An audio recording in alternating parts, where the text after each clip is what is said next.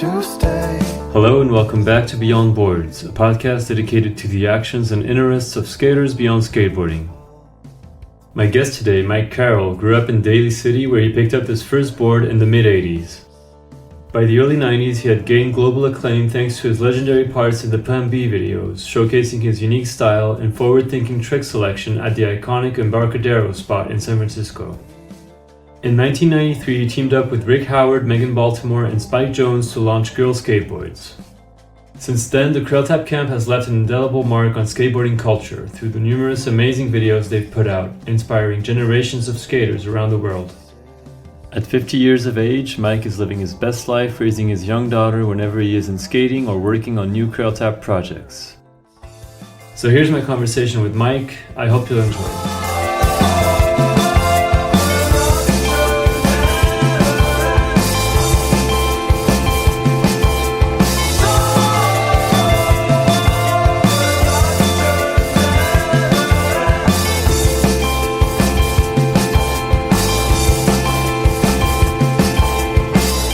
Alright, let's do this first one. So some of these guys said their names, sometimes they don't, so if they don't, you'll try to guess who it is. Alright. Mike Carroll, it's Mac Schaaf. It's been a long time. One of the first times I went to your house in, I guess it was Daly City, on the hill there, your room was covered in tags and graffiti. What did you use to tag back then? I remember it. It was kind of funny. It was your first tag, I believe. Alright, tell us. Oh shit. That was the room I grew up in. The only thing I could think of was me trying to mimic the Lance Mountain Crossbones ad. Did you skate back then? I started skating in 2000, so oh, okay. yeah. So that's before my time, but I think I know what you're referencing, yeah. Okay, so yeah, he was showing basically like a graffiti piece on his grip tape, and it said Crossbones. So I very simplistically did a bubble lettering with a mic, and then I would do above it Lil, L-I-L. So before Lil Wayne, Lil Dre, I was Lil Mike. Precursor, yeah. Yeah. No, so, I think that's what it was that he might be remembering, because I don't think I had doing any other ones then. And then I remember, Jake Phelps kind of used to make fun of me when I go into Fogtown or Concrete Jungle, because I would have that on my grip tape, So he'd, I don't know, make fun of me, but, tough love to the little kid coming into the skate shop. Right, yeah. Yeah. I didn't realize Max Schaaf and you went way back like that. I do you remember at what age, more or less, you guys first met? Yeah, I was, either 12 or 13, and he was, what is he, a year older than me, maybe? But, so we met at skate camp, Visalia Skate Camp. I can't remember if we met the year before at the San Luis Obispo skate camp, but no, I'm pretty sure, I know for sure that we met at the Santa Clara skate camp, the one that was in the H Street video, Shackle Me Not, with all the H Street guys skating. We were little kids skating, what do you call the, campers. Yeah, we were the campers, so he skated vert. Already? Okay. So, yeah, obviously. But, back then, he was really good at skating vert already at that time. Okay. But, yeah, him and, I forget his friend's name. But, yeah, we all got along good. Him, Max Schaaf, me, my brother, I think Javante and our friend Stuart and our friend Scott Thompson snuck in to skate camp, and we're sleeping in some of the dorms, like friends of ours, that year. So I think maybe we all kind of met Max and them at the same time, and Max was from the Bay Area. Yeah. And then, we started skating together a lot after that, and we got to skate. He invited us over to his house, where he owned a vert ramp in his warehouse. I saw something, he did a Vice piece recently, right? This guy, Ben McQueen, did a piece on him, Let It Kill You. And I think I remember seeing footage of that place, yeah. Yeah, and then I don't know when we found out that, you know, his mom had dated Jake Phelps, but Oh, that's right. Yeah. a little bit later, yeah. So yeah, that was Small a trip. world. But, Yeah. yeah, I I didn't drop in on that ramp ever, but I learned rock and rolls on it, and then I think my brother dropped in. My brother Greg Carroll. Yep. You know, I gotta learn to say names because Sam Smyth told me in my bunt interview. He sent me a clip and said this would have been a perfect place to mention my name. So don't forget about me. No, but just like when I talk about stuff, I guess I just assume people will know who I'm talking. Yeah, but I think people listening to this will figure it out for sure. Yeah, but I'll try to name drop as much as I can. You know, not trying to be name dropping. But yeah, my brother learned how to drop in there and frontside grinds. So Greg is 4 years older than you or something like that. Yeah, depending on who has what birthday at what time. 4 to 3 years. Right. So right now, Greg's 4 years older than me right now, but in a couple weeks after my birthday, it'll be 3. Okay, gotcha. He's 71, I was 75. And just going back to the skate camps you were mentioning, are those the same skate camps that Jake Rosenberg was going to and where he started filming, I believe, with Mike Trinaski, who kind of gave him a camera? Are those the same we're talking about? Yeah, same skate camps. They were called the Visalia skate camps. So I started going to them the summer before the skate camp that we met Max Schaaf. Okay. And where that was San Luis Obispo, and then where we met Max was Santa Clara. So it's like really close to San Jose. Mm-hmm. And then Jake was a camper, I think, where, you know, he got to know Trinaski. And I got to know Trinaski more so at the Santa Clara skate camp. And but I did know, I met him the year earlier at the San Luis Obispo skate camp. You know, he was like one of the main counselor guys, you know? Yeah. So I remember, I think I won a contest at the Santa Clara one. It was on a vert ramp. And I won like a board. I think it might have been a Ron Allen board or some kind of H Street board. Okay. And then I went to him to trade it in for a different kind, like either a mini or maybe I wanted a mini. I'm not sure, but he kind of checked me on my delivery on how I approached. Okay. So that's when his big brother fatherly figure started at that skate camp, you know, teaching between right and wrong. Mm-hmm. Were you already sponsored at that time, or did that come shortly after? Because you mentioned Concrete Jungle a bit earlier. I assume that was maybe the first sponsor among the very first ones? Yeah, so H Street, I think, was just starting that summer of the Santa Clara skate camp. And no, I was not. We weren't sponsored. None of our friends were sponsored. Okay. Except for our friend TD. He was sponsored by Naked Boards, I think, at that time.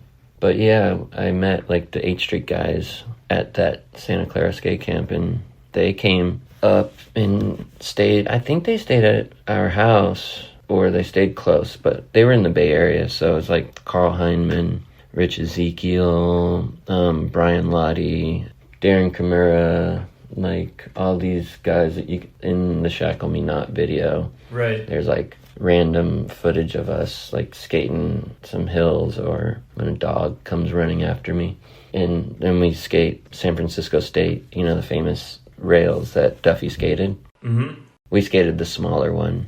And yeah, that's where they hyped me up and inspired me to 50-50 it.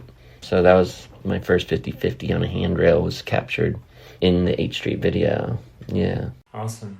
Wearing my Black Sabbath Mob Rules shirt. Oh, wow. It's hard. I don't think you can tell. I feel like I tried to look. I was a little rocker because of Greg. Greg was older, so, you know, I was always following his lead. Yeah, of course. Yeah. So we were full Black Sabbath rockers. Yeah. Go to concerts and shit. Let's do this one from Sal Barbier. He said, ask him what kind of shampoo he used on his dogs when he lived in Daly City.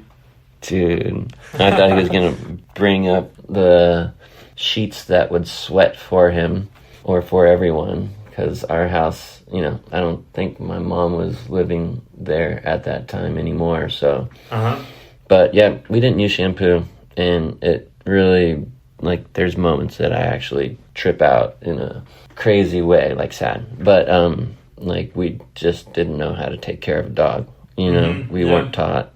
So then when Tim Gavin would come stay at our house, when we all started skating together, he would call them Dog Marley. Okay. We had 2 dogs, but they had dreads. So, oh, wow. Yeah, it's gnarly. Like, thinking about it now, it's really fucked up, actually. Yeah. But I mean, you guys, you were kids, and you didn't know any better, so... No, yeah. No ill intentions, so... No, for sure. But it's gnarly. Yeah. But yeah, when you get that out of your mind and you think about it, it is funny. Yeah. No, definitely. Yeah. Let's do this one from Aaron Meza. He said, Mike Carroll, take me through the steps of learning how to ollie off of jump ramps, please. Who did you see do it first, and what board were you on? Oh, what board was I on? I don't remember, but I would think that, you're ollieing off the side of the jump ramp. And then, you're obviously doing early grab airs. And then when you see that Tommy Guerrero sequence in the Thrasher that came out, it just looked like, he was insanely high. I think he was at Ocean Beach. Mm-hmm. That's when everyone started trying to do ollies off the jump ramp. But we had little smaller jump ramps at our grandparents' house, like, because me and my brother would have to, after school, go watch our grandparents or our grandfather after school because he wasn't doing well. Okay. So we had like a little jump ramp, I think, that Greg built in woodshop at his high school, either high school or junior high. But it was like 2-foot jump ramp or something, and then so it's like a smaller one, and you're obviously just riding off of it at first, and then you just start like doing little ollies off of it, and then that's once you learn that's like your thing, especially after that Tommy Guerrero sequence. And what board was I riding, dude? It was either, I don't know if it was Concrete Jungle yet or if it was still Fogtown, but probably a Concrete Jungle Beast board, or it was, I think, like, if I'm remembering correctly, like I had a Nodus board. It was red. I remember it had rip grip. It wasn't one of the OG Nodus boards. It was like one of the second ones. But yeah, it's like some kind of Concrete Jungle board, or that Nodus board. Like, I don't think it was a Vision Gons yet, because I had a couple of those, but I think those were too early. Okay. So, interesting question. Yeah, I was wondering, like, how far back as well do you go with Meza? Like, did you also meet him very early on, like in your young teen years, or? No, we crossed paths at concerts before we started skating. Okay. We found out that we went to the same heavy metal concerts as kids. But, no, met Aaron Meza probably maybe 92. Okay. I think. Oh, okay. So you were skating for Plan B, filming for Questionable. Yeah, Questionable, either during Questionable or right after Questionable. This is making me, I'm just realizing now, Questionable, you must have been 16 or 17 in that whole part? 16, I remember, and... That's wild. 15. I don't think there was any 14-year-old footage, but 15-year-old footage for sure. There's footage of me wearing like blue long sleeve indie shirts and stuff like that. I think I was 15. Mm-hmm. I don't think there was any San Francisco State footage in that. Those were probably the not the new HD videos. But yeah. Okay. So. You just mentioned talking about Meza and music concerts. This is a good segue into this next question. Pat Duffy asked, I know you were a little 80s metalhead like me back in the day. What was your first concert when you were a kid? Mine was Dio with, I don't know how to pronounce that, Yngwie Malmsteen? Yngwie Malmsteen. Yngwie. Yeah, sick-ass guitarist. Dude, I think I went to that concert. I wonder if it was Sacred Heart. You said it was 84. Concert. Yeah, I've always tried to go back to find out which ones I want to say I went to a Last in Line, Dio Last in Line concert, but... Wait, so 84, you were not 9 years old? Yeah, before skating. Oh, wow. Damn, you were already going to metal concert at 9? That's crazy. Dude, we were going early. Like, there was, so we almost went, our very first concert would have been Motley Crue. Okay. Shout at the Devil tour. But then we had the tickets. Our next door neighbor that would babysit us, or not next door, but across the street neighbor, she was older. She was going to take us, me and my brother. And then something happened. This was when my mom was dating her shitty boyfriend, and he had already started fucking everything up. So we did something, ran away from home for a little bit. Not long enough overnight, but throughout the day. And then we got grounded.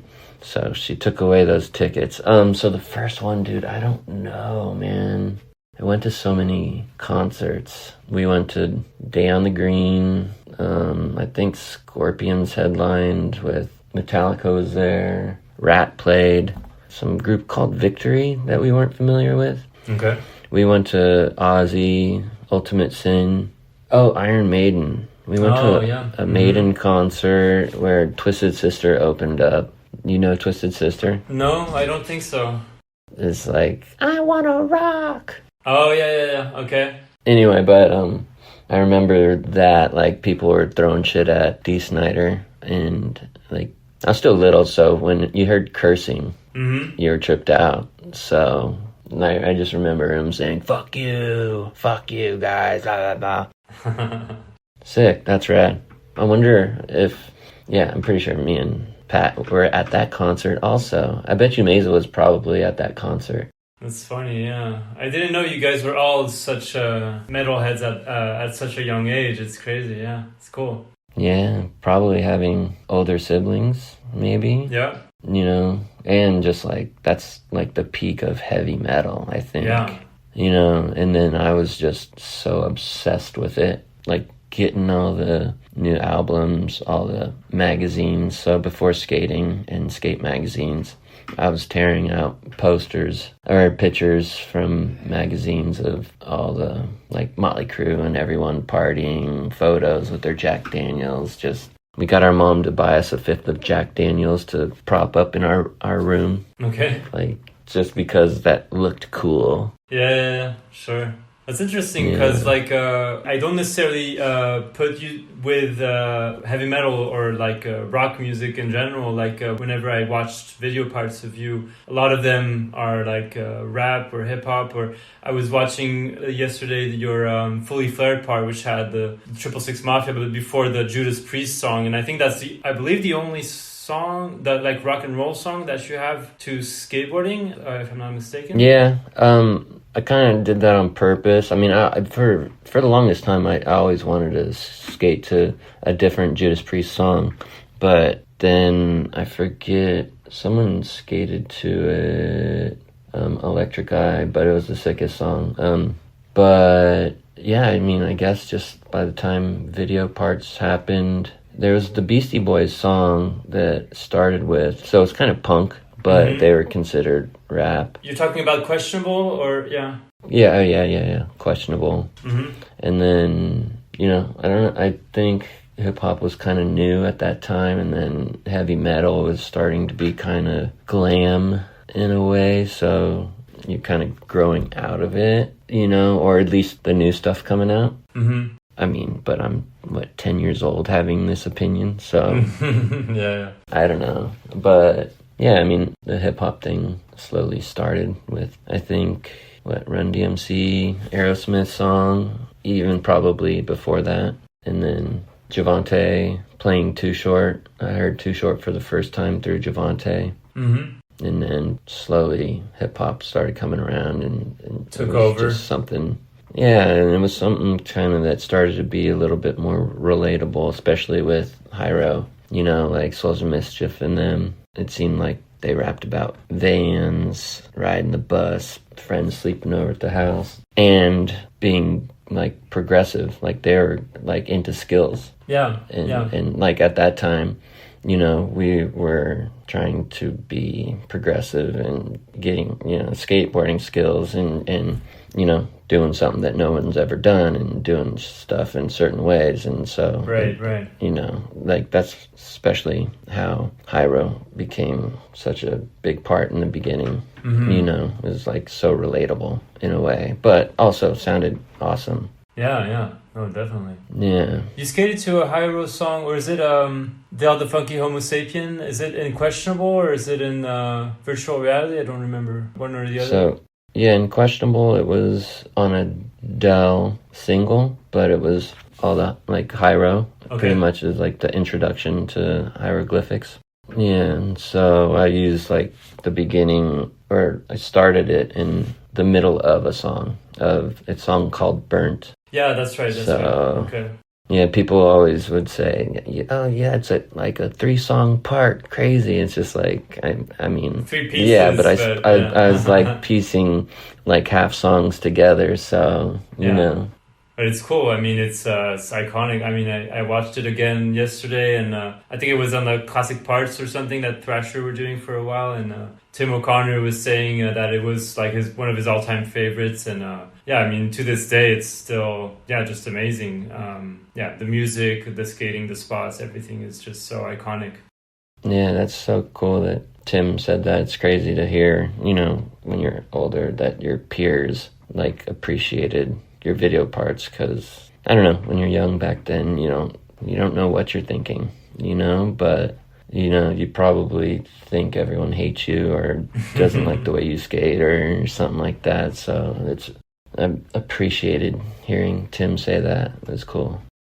I have a quick second question from Pat Duffy. He said, you've probably been asked this a million times, but give me the story of Greg throwing your board on the roof in Hocus Pocus. Much love, brother. Yeah. So we were, me and Greg, it was the Hocus Pocus time. We were meeting up with Mike Ternasky. He was going to pick us up at some area over off El Camino, somewhere in like San Bruno or something. Me and Greg are skating a curb waiting for him.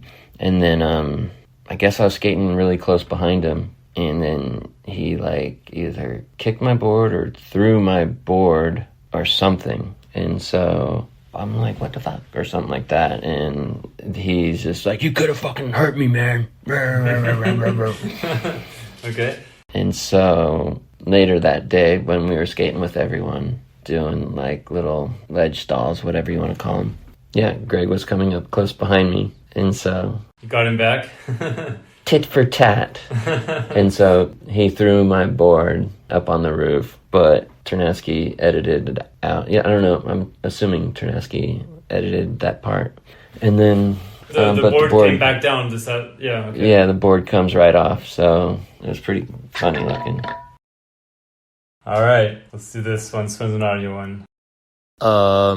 Just curious, this is a question about getting on a team. What was it like getting on H Street?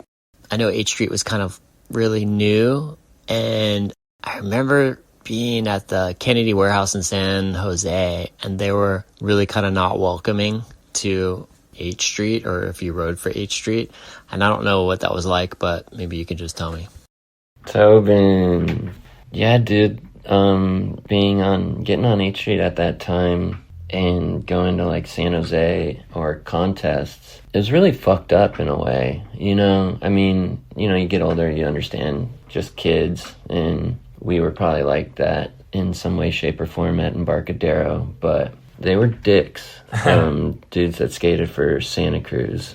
Were they just competitive or like jealous or something? No, I think they just didn't like what H Street stood for, what like the kind of skating it was, like probably the tricks, like dudes would call it flippity whip. Okay. Tricks. And the crazy thing was like, I remember some of the dudes that like I used to watch in Santa Cruz videos, or like even the newer Santa Cruz videos or the Strange Note videos that I would watch over and over. They would be the ones like that would talk shit or like throw shit at us at the contest. And it was a crazy thing because not everyone was like that. Like, because, you know, from Embarcadero and just us going skating around at the AM contests or anything like that, we got to know a lot of people before sponsorship, rivalry type stuff. And so it was rad to know like a Cardiel or a Wade and other dudes from San Jose, like younger dudes. Mm-hmm. Yeah, it was a trip. But it was also cool to later get a little bit older, meet each other, and everything's all cool, you know? Mm-hmm. It's just, a lot of people are dicks to each other when they don't know each other, you know? Then when you know each other, you're happy for them, whether it's someone, whether they're their sponsor or their skills or the way they skate. You may hate on it because, well, you're definitely not hating on it because they suck. You're hating on it because they're good. Yeah. Obviously, you're not going to hate on something that sucks. You feel threatened a little, yeah. Yeah, there's you realize that there's jealousy in a way, and I don't know if like the Santa Cruz or San Jose heads had jealousy. They just didn't like that style of skating. But I was always stoked because they're like Alfonso Rawls and Jason Rogers. I'd see them at contests, and they knew they were getting vibed. And then they would do the tricks that those guys would do, like crazy, like hard smacking disasters or like on vert or like sweepers and all that stuff. And like they'd fucking do high smacking sweepers to disaster super loud and just to show them, yeah. Just to show them, but being funny. Yeah. But okay. just doing it, not showing them in like, we can do this, but it's just like we could do that stuff too. Yeah. But like, this is just what, you know, but we're just skaters. Yeah. You know, sure. And young minds are just so tweaked, you know, the way we analyze and have a perspective of something, you know. For sure. Because, like, what age would you have been at that time, H3? You were around 15? Because that was right before you got on Plan B, right? So 14, 15, yeah. I assume? 13, 14, 15 era. So, I mean, that at that age, you're very insecure or bully or, like, you're in that whole mindset, so... Yeah, I mean, that's kind of all you know. You're, like, still coming out of school, and kids are just bullies and... Yeah, having a 3-year-old, I'm freaked out, like, what that's going to be for her. Mm-hmm. You got kids?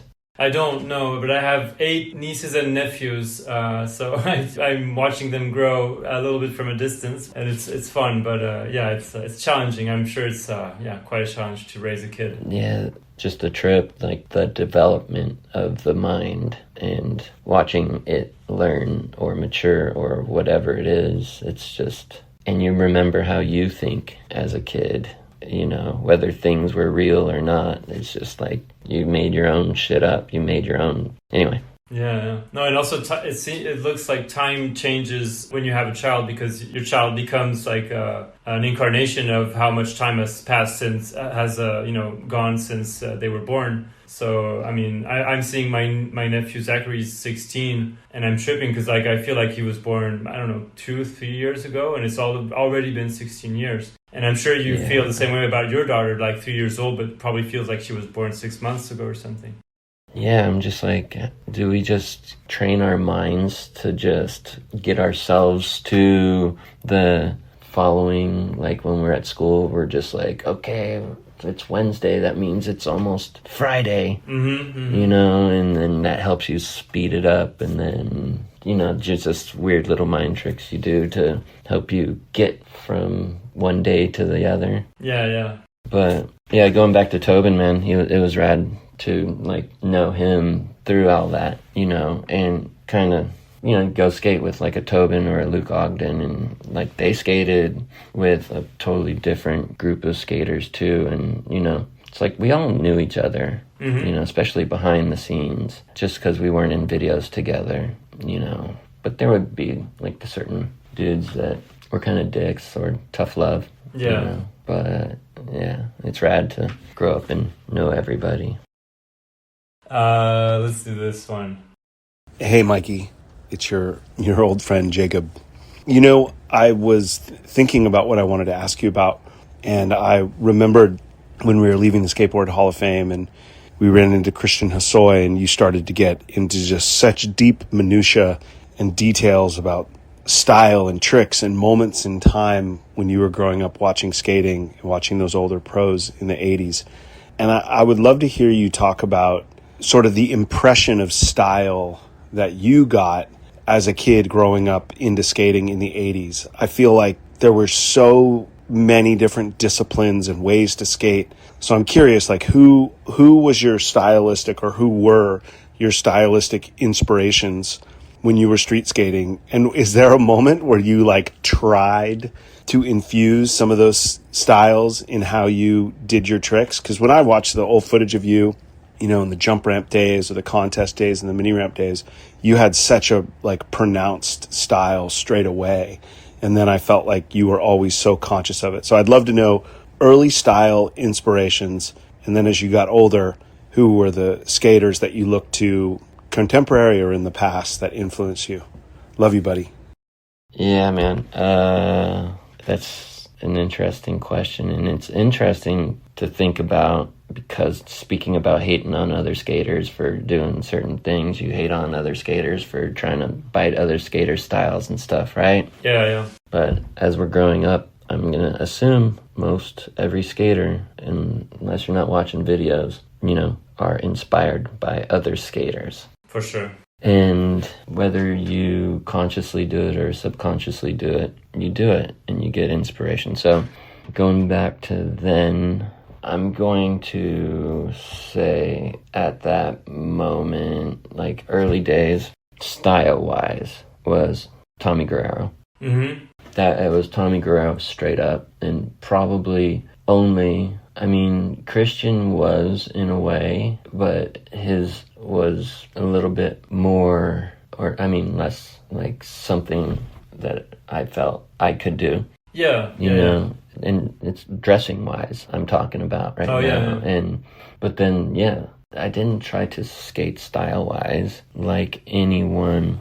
Maybe Tommy, I was inspired by that for sure. Like I said, with the jump ramp days and all the, like there's the clip of me, like when I skated for 8th Street at a contest, like I backside lip up some like ledge jump ramp thing and I put my hand in the air. Mm-hmm. Like Ternasky told me to do that, you know, because I looked like I was pissed off or something at the end of each run. So he's like, you got to show the judges that you were stoked. Okay. No matter what. And so he's like Tommy, if you notice, Tommy does that. Oh, really? So, okay. Yeah, so it was like, try to skate like Tommy. And then I think, you know, it's a trip I was always stoked on when I started skating my school clothes. You know, my mom took us school clothes shopping for that first year and took us to my uncle's Army surplus store. So I got some camo cargos. And my school shoes were Jordan 1s.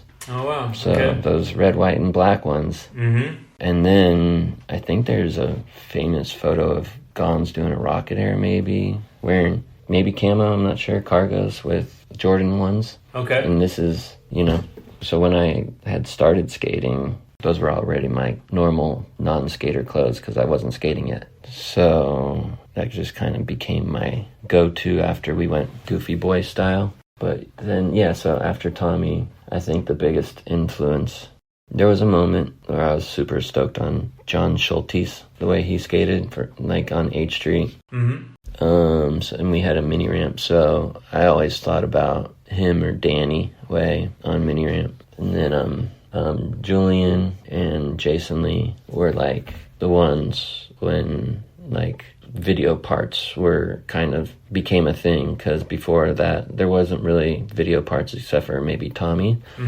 video part in a Future Primitive. So I've talked about it a lot, but Julian and Jason Lee and just the way they skated, I would watch their parts over and over before I'd go to Embarcadero. And then so skating down the street, you know, I just wanted to feel the way they looked when I was watching it, you know. So whether or not I was trying, I mean, for sure we would joke around and pretend we were skating like someone with their style for fun.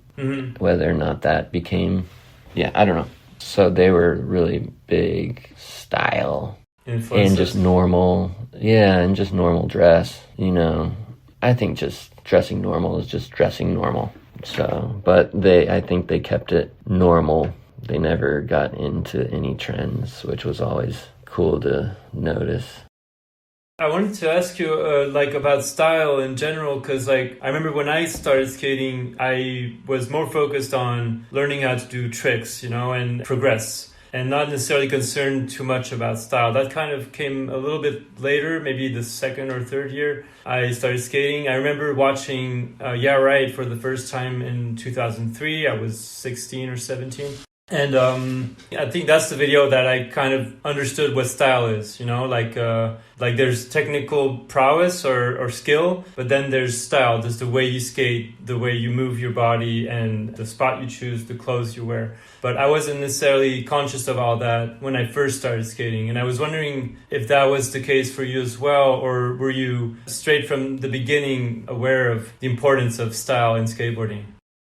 No, I wasn't aware of an importance of it, to try to do it. I just know what I felt looked cool. Okay. Looked rad to me. What I was Tommy's gloves, or Tommy's airwalks, those looked sick. Or it would be interesting to see people wearing the same shoes or something, and someone's shoes, one of them looked sicker with those shoes, or one of than the other.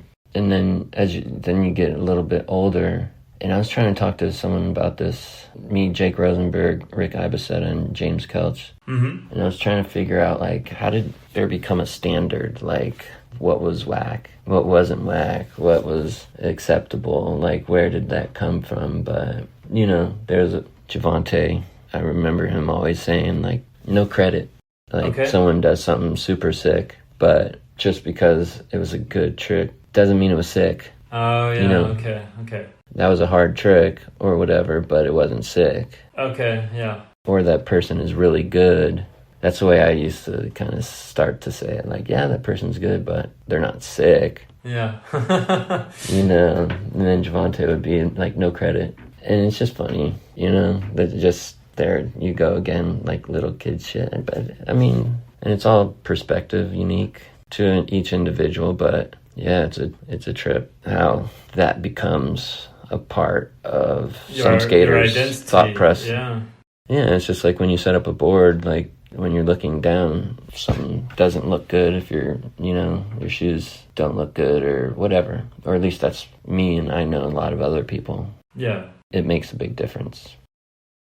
Let's do this next one. This one is the video one I wanted to share with you. Let me send it to you here. Can you see the screen? Kalis? Yep. All right. Okay, so I'll play this for you. So this is not really a question. This is kind of more a shout out, but I'll play it for you. Hey, what up, Mike Carroll? Josh Kalis here. I don't have a question for you, but I did want to tell you and thank you for all the stuff that you did back in EMB. I watched that. It was very inspiring. You were very monumental in the way I thought about skating and plaza skating and just being around people all the time. It's just an awesome thing. I still think about it all the time. I still tap into old Mike Carroll video parts to not only relive it, but to continue my train of thought on where I take skateboarding, for myself and my friends and stuff like that. So I have this hanging on the wall, which in my opinion is the greatest skate photo of all time. It is you at EMB doing a nose wheelie. Nothing crazy, but to me it embodies plaza skating in style. It's just an awesome photo. So with that, I thank you for being you and bringing what you did to the culture and continue to do as well. So, peace. Rad. Right on. Thank you, Josh. That means a lot. That was really cool of him to say. I don't know what to say to that except for, I totally appreciate that. And, it's a funny thing about that nose wheelie photo. I don't know how often I've talked about it, but I think, did Gabe shoot that photo? I wasn't sure. I asked him, but I think he wasn't sure as well. Do you think it was Gabe Morford? I think it was Gabe, but when that got put into the magazine and I saw that, back again to standards or whatever, And it was just like, really? They put a nose wheelie photo? And you're thinking in your head, like, people are going to think I'm whack. Yeah, like this is not good enough, or it's not good enough. Like, why would they print that? And then to come all these years later, like Josh say that, and then I've heard other people, compliment that photo, and it's a trip, and it just kind of is a reminder to try to get out of your own way and get out of your head. Mm-hmm. It's not about you, really. It's just, you're just skating. Mm. And they didn't put that in a magazine to make fun of me. No, definitely. Wow. No, but I'm just saying, like, like, what the fuck's going through my head to think, like, I didn't think that they did that, but it was just like, why would I be so bummed on that? Yeah. Not super, super bummed, but, inside you're like, oh. Yeah, what are people going to think? Yeah. Yeah, but that only lasts, like, maybe a day. Then you move on. Yeah, for sure. Yeah, but thank you, Josh. I appreciate that. Josh, I remember him at FTC. We kind of joked around, but joking, half serious, like, asked if I could get on, he could get me on DC. Oh, really? So, okay. Wait, yeah, was he on DC before you? Wasn't it the other way around? No, he was already on DC. Okay. Yeah, that was when DC, like, everything started to look pretty sick. Like, they're doing shoes that, the style of shoes that I would want to make, and then Rick had just gotten on. So I think a combination of Rick, Josh, Kelly Bird. So thank you to those guys. Let's see. Oh, yeah. Let's do this one. Hey, what up, Mike? And thanks, Quentin, for putting me on the show. And shit, of all the T-Dogs that came through Embarcadero, who low-key ripped it up the hardest, man? You couldn't really talk about it, just like kind of went down. You're like, God damn, this dude is killing it. I'm curious of who that was. And did you ever see a switch ollie up the stage? Sorry about all the EMB questions, but shit, man. No one else lived it as tough as you, brother. Much love, Mike, and much love, Quentin. Is that John? John Cardiel, yeah. Dude, pretty sick. Distinct voice, yeah. Yeah, sick. This is a hard one.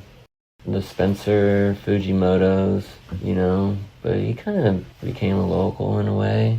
But he was from San Jose. Rick Howard. Mm-hmm. Fucking Cardiel, of course. Yeah. He did some cool shit at EMB, yeah. Yeah. He created his own gap. Yeah. The Gons. Yeah, I was gonna ask you if you were there for some of did he kickflip the gap, right? Or almost did it, or what was it?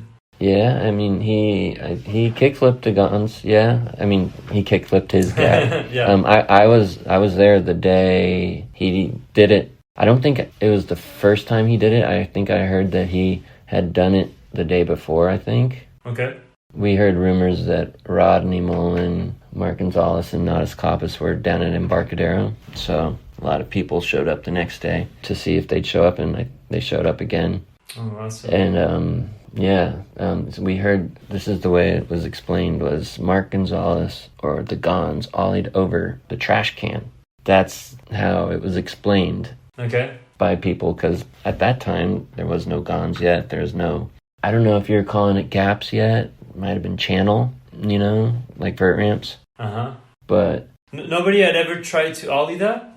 No way. So yeah, we were there that day. Our friend Craig Fry sat in the background leaning up against the wave, and then Gons and Natas ollied what is now known as the C block. Yeah. But back then it wasn't a C block. It was called the pyramid. We called it the pyramid. So they would run up from behind. They would have their boards placed, within the C, I guess you'd say. Sure. And then they'd run up from the back and jump on their boards and then ollie like the big four. Okay. So they ollied the pyramid. That's what we would say.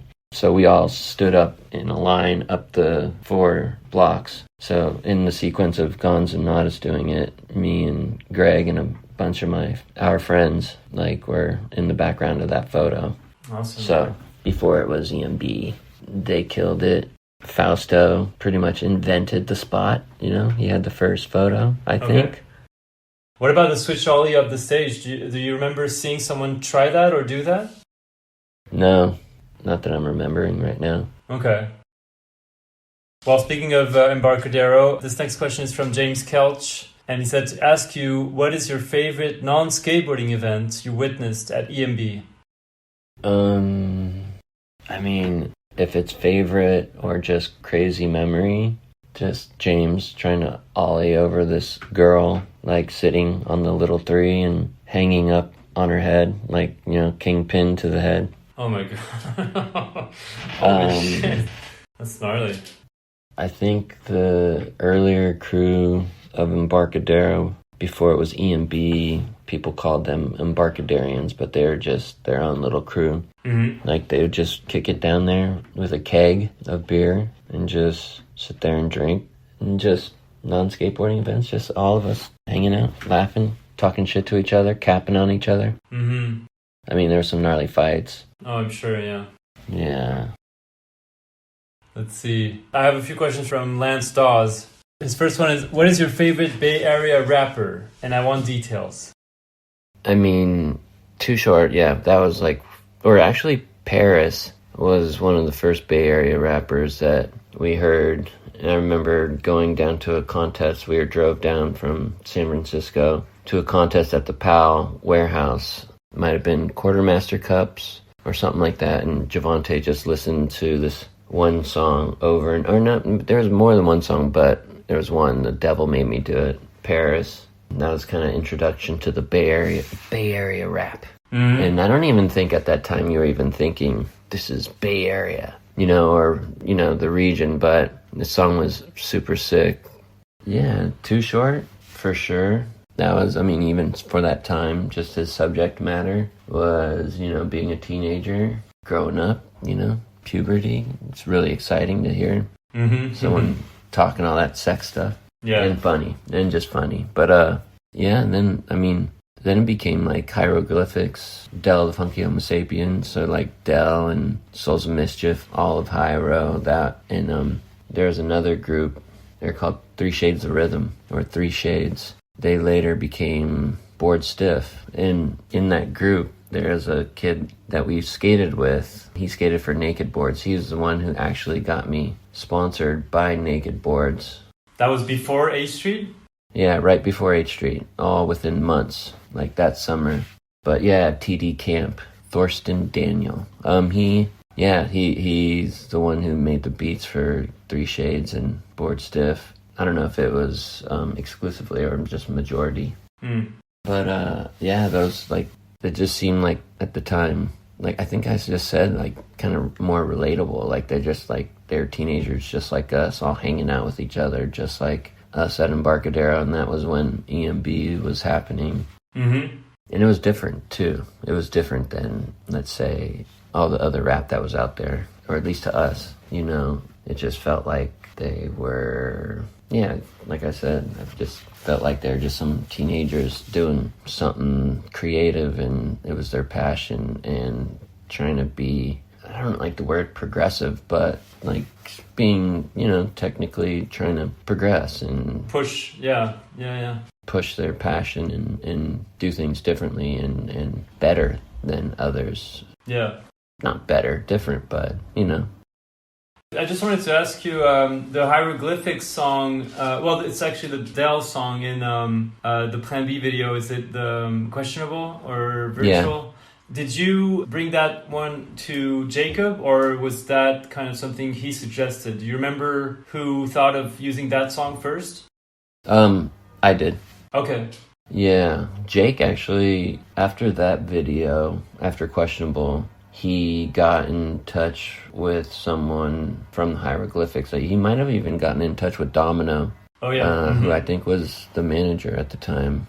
And that's how we got a lot of the songs for virtual reality. Okay. And eventually led to him to collaborate with them later down the road, yeah? Yeah, it's crazy. It's pretty cool. But yeah, at that time, it was just that was our favorite. I mean, at least for me, and yeah, I'll just speak for myself. But also at that time, it's when, you know, RBL and like Spice One and just all the, you know, like Dre Dog and all that started kind of popping up, all these other rappers. But I mean, favorite from Bay Area, like that I'd throughout all these years I've listened to over and over would be Andre Nicotina, you know, Dre Dog. Yep. Too Short. I do listen to the Three Shades or Board Stiff a lot now that I've gotten access to it. Some of it, the stuff that I had a tape that I listened to back in the day, like that, the recordings of that is on YouTube. So, like, I've been listening to that the last few years. Mm-hmm. But yeah, I think Too Short, Andre Nicotina, even Spice One. Yeah, Spice One was super sick back in the day. Still is, but yeah, Del, Hyro, Soldier Mischief, all that stuff. Yeah, there's no favorite, but yeah, all of them, they're all my favorite. Yeah, and they all, you know, listening to all that stuff at a certain period of your life, and just listening to it now. Mm-hmm. It's rad. Yeah. And they're not from the Bay Area, of course, but I was just wondering about your relationship with the Beastie Boys, because I think you used one of their songs in the same video, right? The Plan B video? Yeah. And eventually Spike made that music video for them, or at least one, maybe a couple, I'm not sure. The Sabotage one, definitely, and probably another one. But I was wondering if you had ever, you know, just had interactions with them and how influential they were to you, even though they're not from that same area, they're from New York, but... Yeah, I mean, at that time, actually, I've never met any of them. I think Rick has. Mm-hmm. Obviously, Spike has. He just got... Yeah, I don't know how they met or how all that happened, but yeah, he had a really good relationship with them and worked with them a lot. Mm-hmm. But me, I used the songs I used in Questionable. I got from Lance Dawes a advanced copy of Check Your Head album, and so yeah, it was because, you know, he did Slap, so they would, you know, record labels would send advanced copies before the albums were out for the magazines to review albums. So I got a copy from Lance. I was listening to that album a lot at the time. And then, yeah, I was just super hyped on it and just decided to use it. And I think legend has it that, you know, we didn't get their permission. You know, we didn't know them yet with Spike and Girl and all that. That hadn't happened. But yeah, like I said, legend has it that they saw or heard about the video. And then, like, if they're going to use our music, we're going to use their skating. So they did a video. I forget what video it was, but they used footage from the Plan B video. Oh, okay. I don't remember that. Yeah, okay. Yeah. And that's prior to Sabotage then? Yeah, that was, it was a song from Check Your Head. I forget. Okay. Yeah, I'll look it up. Yeah. Interesting. Yeah. So that was really cool to be like, oh shit, we were in a Beastie Boys video. Yeah. That was super cool. Yeah, I mean, and then at that time, it was influential to me just because, like, I'd see their videos on MTV and I was listening to that album a lot. And I think the So What You Want video really helped me get out of the goofy boy phase, you know, because I don't know, something about it. They look sick. So that was like, I want to look like that. I want to look like that, yeah. It's the only way you can say it. So that's when I got my Ben Davis or my Dickies, or Ben Davis and Dickies, and then try to get those ringer shirts, you know, the little contrast neck and sleeve. So I got super into that. And then just like with the Pumas and the Adidas, yeah, the Campuses and the Shell Toes and Pumas, that was, to me, that was like emulating Beastie Boys look. Yeah. So they were influential, yeah. Yeah, definitely influential. Rick used to joke about, like, you're the fifth Beastie. So awesome. Yeah, you know, people think it's corny when people try to be other people, you know, and to a point it is, but, you know, everyone's influenced by something in some way, shape, or form, and you can still be yourself with some influence, you know. But yeah, it's really funny to look back and think about it and just be like, oh yeah, that's what I was doing. Lance also asked best Embarco nicknames. T-Dog. T-Dog was it for tard, right? For retard or something like that? Right, yeah, okay. That's Yeah, what I heard. yeah. You said it, not me. Yeah. But it was short for tard, for people that, were kind of kooking it. I heard, I think, was it Greg Hunt? I think he told me someone nicknamed him the Sloth Man or something like that. Do you remember that? Yeah. I was going to say that one, but I didn't want to call his out. Yeah, Sloth. And what's funny is I didn't know what Sloth was. I kept thinking, was it Sloth from Goonies? Or there was a guy, and I was like, that doesn't make sense. He doesn't look like that. Yeah. But there was all these weird little... There's Squirrel Man. That was a cop that would hide in the trees. Okay. Squirrel Man. There was the Corner Kids. These were kids that would never come over and skate in the main area. They would stay over in this corner of the fountain, or not in the fountain, but towards Carl's Jr. Okay. And Lil Geese, just because, he was, 13, 14 years old, but he had an older look, so he looked like a, old man, so. Just Wingding, of course. Oh, yeah. Wingding, Dubs. Dubs would be for... Geron? There's that one, but that wasn't from Embarcadero. Yeah. Dubs was short for T-Dubs, or W-Team, actually, for White Trash. Oh, okay. And then everyone, depending on their ethnicity, had their initial for their ethnicity in front of Trash. Okay. So everyone would pretty much call each other Trash as a term of lovingly, yeah. Yeah, just because we were all just such little dirty kids. I have the last one from Lance who said, tell us about your backyard mini ramp in Daly City. Our backyard mini ramp from Daly City, it started out as a 12-foot high vert ramp with 10-foot transitions.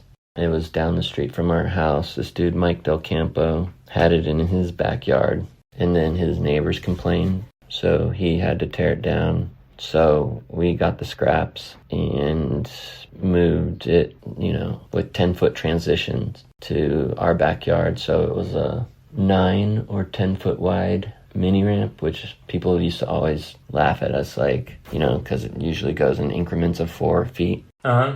So we added an extra couple feet and 6 feet high with the 10-foot transitions, which made it very, very mellow.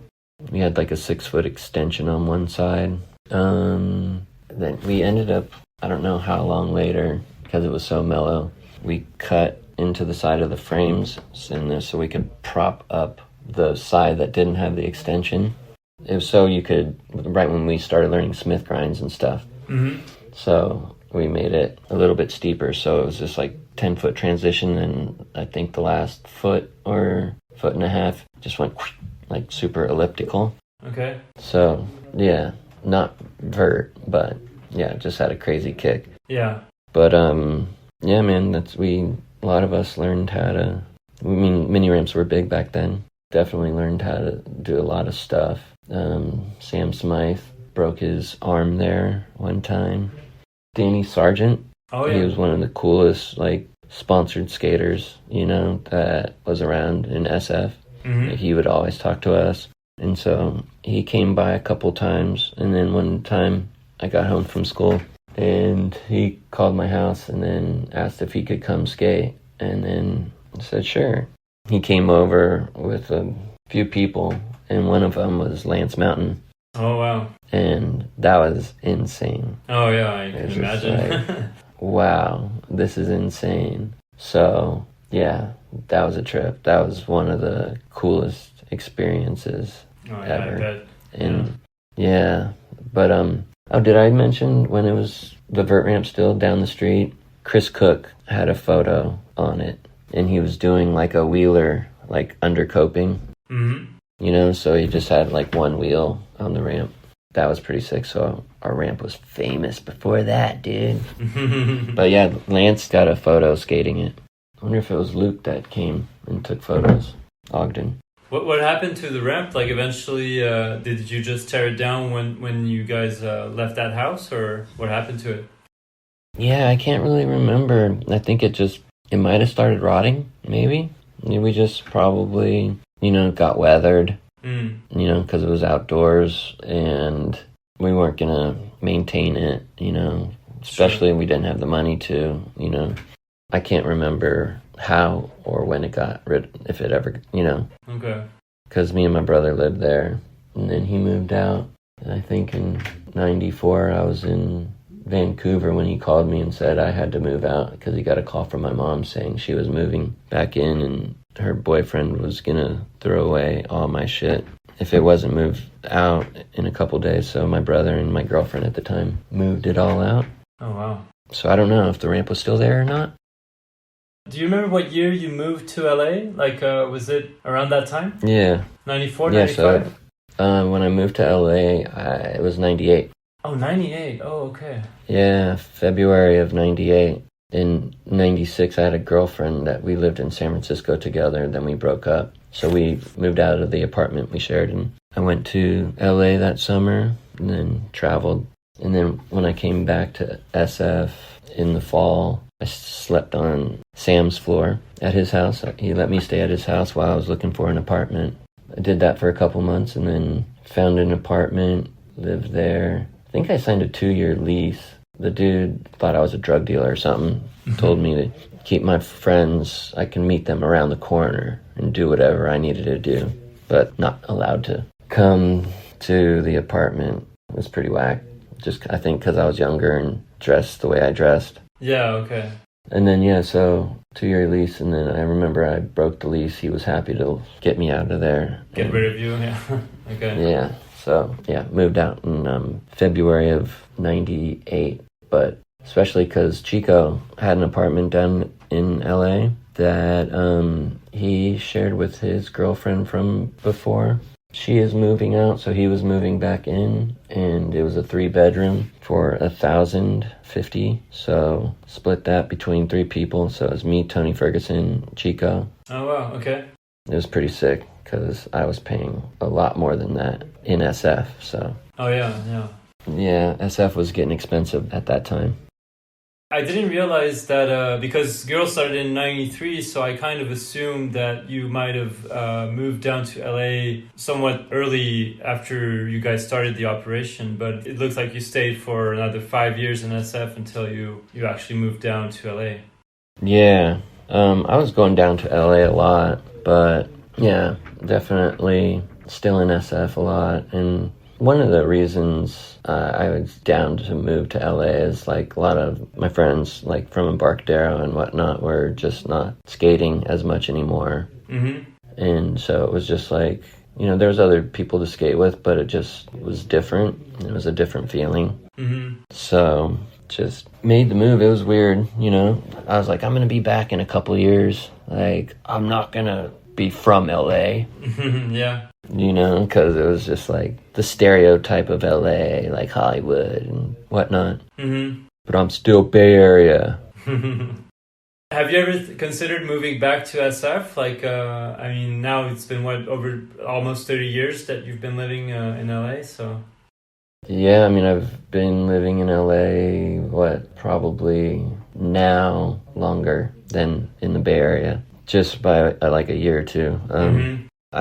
That would be awesome to move back. That would be super awesome. But my wife's family's down here. Girl is here, yeah. Girl's down here, and so... It would be And complicated. financially, I have to strike gold to be able to afford it down there now, right? Yeah. We're up there. I actually have a very last one from Lance. He said, who invented the shifty ollie?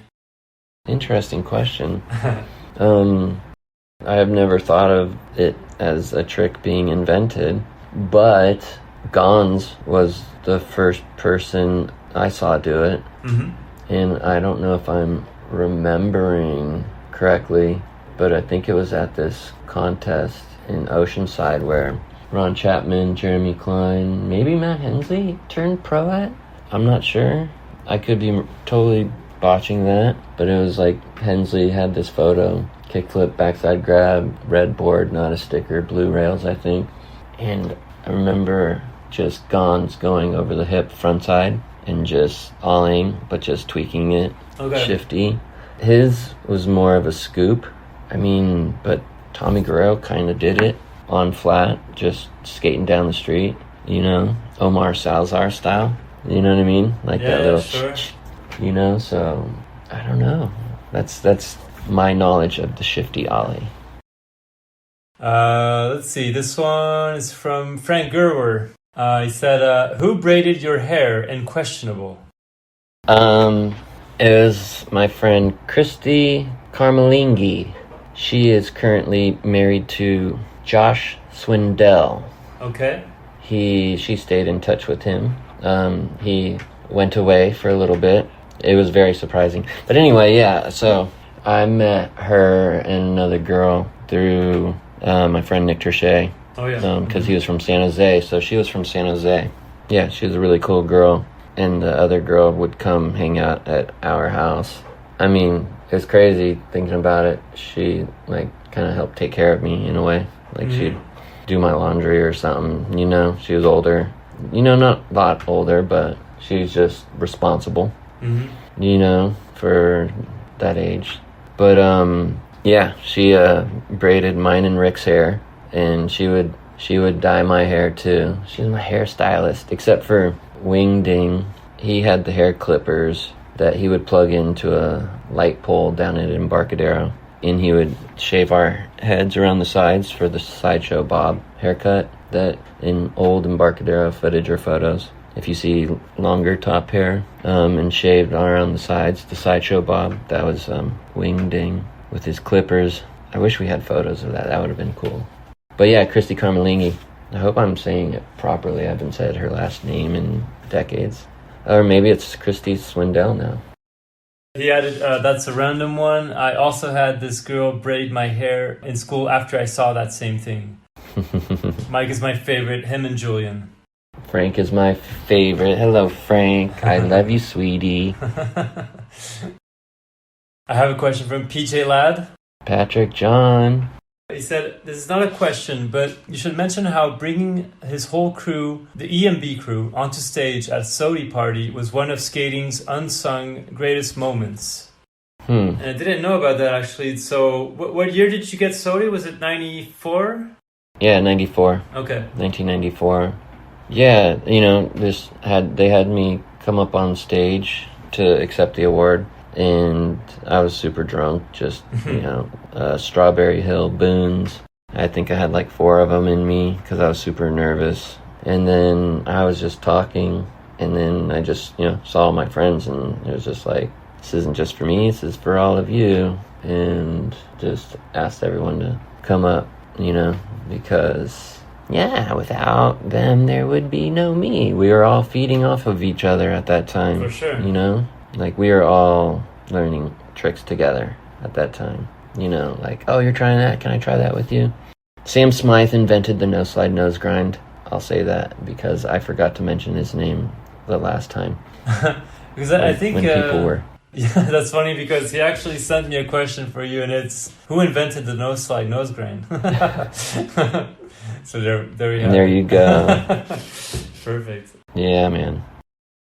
Just to stop for a second on PJ Ladd, I was just wondering, do you remember kind of first hearing about him and seeing maybe footage of him? You know, he got thrown onto the stage with the Coliseum video and eventually got on Flip. I'm not sure if there were ever options for him at Girl or Chocolate, maybe before or after that, but eventually he got on 4-Star and toured with you guys for a few years. So I was just wondering, like, what were your thoughts on, you know, just discovering him and first witnessing his talent?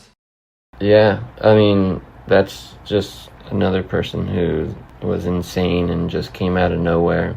If I'm remembering correctly, I don't think I knew about him until that video. Mm-hmm. You know, if Jeremy was on Girl at the time, maybe he would talk about him. I can't remember the order of things. Sure.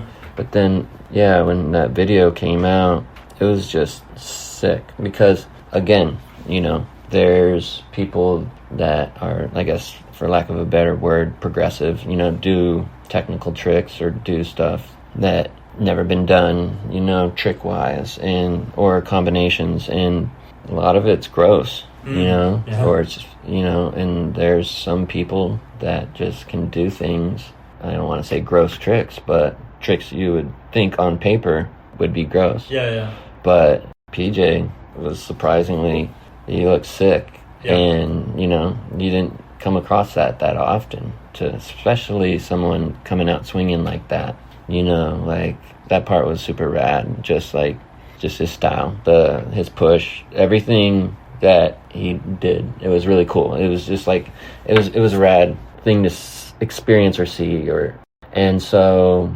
after that, we were fans. I think he got on Flip, and then it might have been in between Flip and Plan B. I think he was already on 4-Star, or maybe not. He must have been on 4-Star by then, because we felt comfortable enough. Me and Sam, we were at LA High skating, and PJ was there. And when we left, we saw PJ's car and got a little piece of paper out of my car or Sam's car. Yeah, I think I heard this story before. Yeah, maybe you talked about it in the Bunt or somewhere else. I don't know. Maybe. Sorry to cut you off.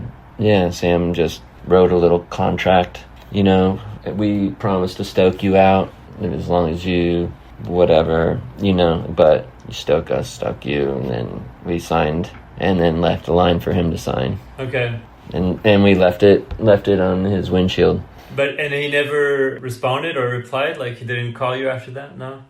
No. But, back then it wasn't, it's not that easy to talk to each other. You don't have everyone's cell numbers. Sure. Definitely no social media.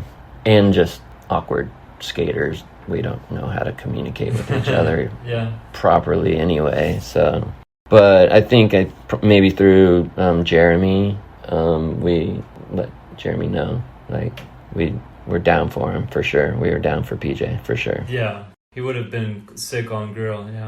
Yeah, it's been sick watching him skate. Now I look at Instagram again. It's like really rad to watch him skate. So someone else I was curious about to ask you about is, since I'm from France, Lucas Puig. I know he was also on 4-Star and on Lacaille, of course. And I was wondering if there were ever talks about getting him on Girl or Chocolate at any point, Cliche closed doors in, I don't remember, 2016, 17, probably around there. Did you guys maybe, reach out to him at that time, or was he already kind of set to go to Palace at that point, or was that never kind of on the table? Palace must have happened, and we were just like so far away from each other, that probably that wasn't a conversation after Cliche. Dude, I mean, I want to say we might have been given him boards before Cliche. I could be totally fucking wrong. I could be totally wrong. There was a contest he won. I think the Teenage he might Tour have won in 2000. I think he might have won Girl board, or there's something to do. I have a weird memory about something about him riding a Girl board, contest winning, blah blah blah. Then we went through the next year, and maybe he was already on Cliche, or I don't know. But there was always maybe joke around talks on Lacaille trips, but never serious because like certain companies you just had a lot of respect for that. Sure. You wouldn't cross that line. Yeah, definitely. So. All right, I'll have you listen to this one. What's up, Mike? First off, thank you for doing this interview with Quentin. And Quentin, major props for getting this legend on your show. I probably have about 3 million questions that I would want to ask, but I'll try to narrow it down to just this one.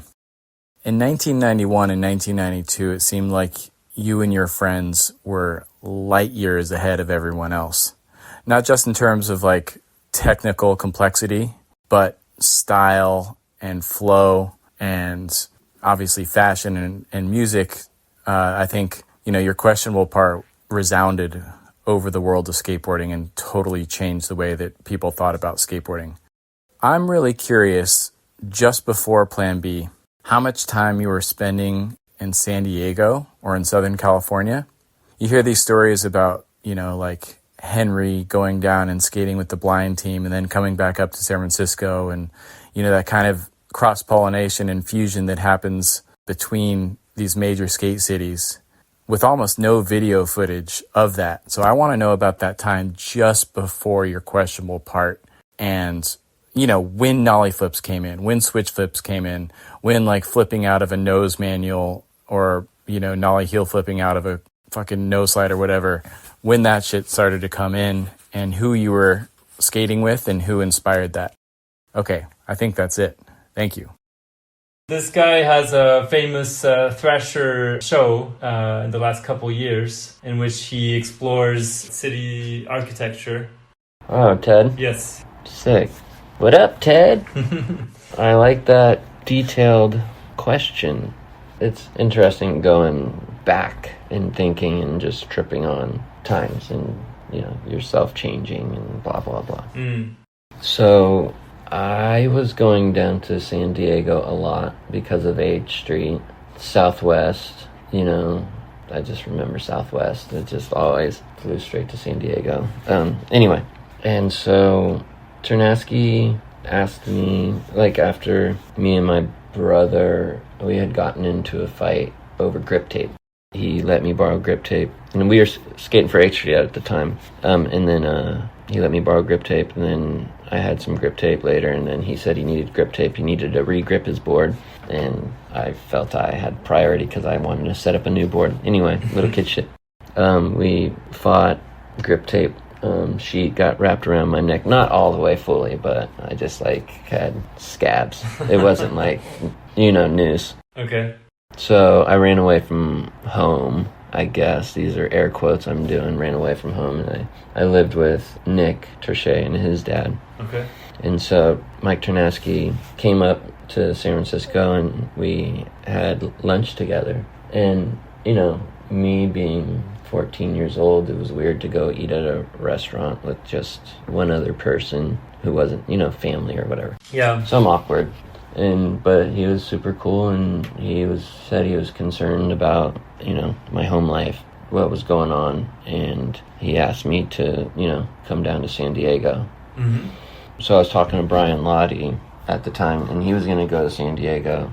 So I think it was May or something of 90, and Planet Earth was getting ready to start. Oh, yeah.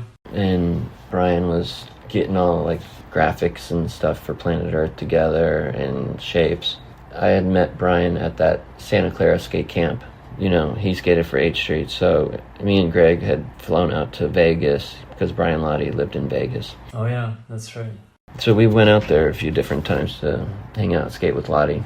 So yeah, after Ternasky asked me to come down to San Diego and stay at the H Street house, I was talking to Lottie, and he said he was going to go do that. And so I flew to Las Vegas, skated there with him for a little bit. Then we drove from Vegas to San Diego. And then on the way, I think it was Barstow, and I believe it's considered Death Valley because of how hot it is. I don't know the technical term for the car, but the car broke down, the radiator, or whatever. Okay. So that was a crazy one. And then so we got in a tow truck, after being out there for a few hours in the gnarly heat. And so we get to San Diego, get to the H Street house. Tony Magnuson's living there with his girlfriend at the time. I don't know if Ternasky was living there anymore, or maybe Tony Magnuson was not, because I feel like Sal might have been living in Tony's room. Anyway, Sal lived there, Barbier. Mm-hmm. Donger lived there. A lot of people stayed there, so I can't remember who was living there or not, but John the Man Reeves, Jason Rogers. So yeah, stayed down there, and then there was, we skated a lot. I kind of knew Rick Howard a little bit at that time. We had met briefly. He skated my mini ramp, actually. A friend of ours from Daly City brought him to our mini ramp, and I watched him skate. He has a different memory of it, but I watched him skate from the window, and I wondered how he got his ventures so loose, because they seemed like they were super tight trucks. And Javante would come down and stay at the H Street house, and Tim Gavin would come down and stay at the H Street house. So we would, especially with Javante and Tim and Lottie, we would go up and visit Rick at the Blockhead house, because Rick skated for Blockhead. And so we would go skating around San Diego with him a lot, and then he would come back and stay at the H Street house with us. So we kind of had a little crew with different people that lived in San Diego, because, you know, they had their lives in San Diego, so they weren't just stuck at the H Street house and wondering what to do. Yeah, it was like Javante, Tim, Rick, Fred Orlandi, and we had the H Street van. It was like an Astro van, so we would skate the Blockhead ramp, go skate all throughout San Diego. There was a lot of AM contests that year, like NSA contests, so we would sometimes split up and then see each other at those contests. And then I remember Rick and Rudy Johnson had a rivalry in the AM contests that summer. One was getting first and the other was getting second, and vice versa throughout, you know. So, and they're both really competitive, so they're pretty serious about it. I'm curious what they were both thinking inside their head, really. You know, they're kind of friendly at the time. You know, we all knew each other, but maybe not as good as we all thought. You know, we were cool. We were all cool with each other, though. There is a weird little fun fact. We were at like a Arizona AM contest and skating, doing flat ground out in front in the parking lot or something, and I remember Guy being there, and we knew each other, but not really good yet. Yep. And I had just learned, so I was just messing around doing like nollie backside shove. It's like and then kind of slow, and then stationary, and then I started being like, oh, I'm gonna do a fakey nollie backside shove it. Fakey nollie backside shove it? Wait, what the hell is that? Think about it. Fakey nollie? Oh, so front shove. Switch front shove. Oh, yeah, okay, gotcha. Okay, now I get it. Okay. Yeah. Switch front shove. So, ever since then, I've always kind of had fun saying fakey nollie or switch fakey, just fucking around. Okay. I remember doing it, and then Guy asking me, like, what was that? Or asking me to do it again for someone else to see. And so that made me really warm and tingly inside, because, you know, like, I respected Guy at that time. He was that little kid that ripped the blind video. Did it already? No, I don't think it happened yet. Okay. So it's from the POW video. So yeah. And so, yeah, we all kind of started meeting each other at the AM contests. You know, those dudes were on Blind by then, for sure. And then I ended up going back home to SF after the summer was over in the fall. And that's kind of like the moment Embarcadero happened, or EMB. Yep. It was already Embarcadero. Yeah. People skated there a lot. There was locals there and all that, but I remember my brother writing a note saying, meet us at EMB. And I was curious, like, what is that? And so I met Henry Sanchez at school in junior high, and we were skating a lot together. And he wasn't sponsored. I got sponsored before all of this. I'm saying things out of order, but yeah, so, and then Henry was getting good, but before I had left for Vegas and San Diego, Henry was trying a lot of crazy shit, but not landing, you know, or maybe landing once in a while.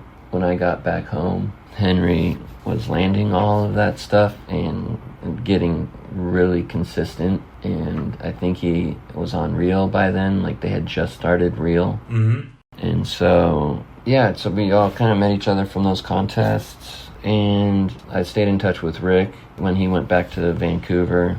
We had this little trick that me and Tim Gavin had this little trick that we would do. It's called third party billing or something like that. So we'd call the operator, so we could call long distance and not get charged. So we were using, we'd say, I'd like to make a third party billing or something like that to the operator, and they would charge, we would give them the H Street office's number. Okay. So they would charge H Street office.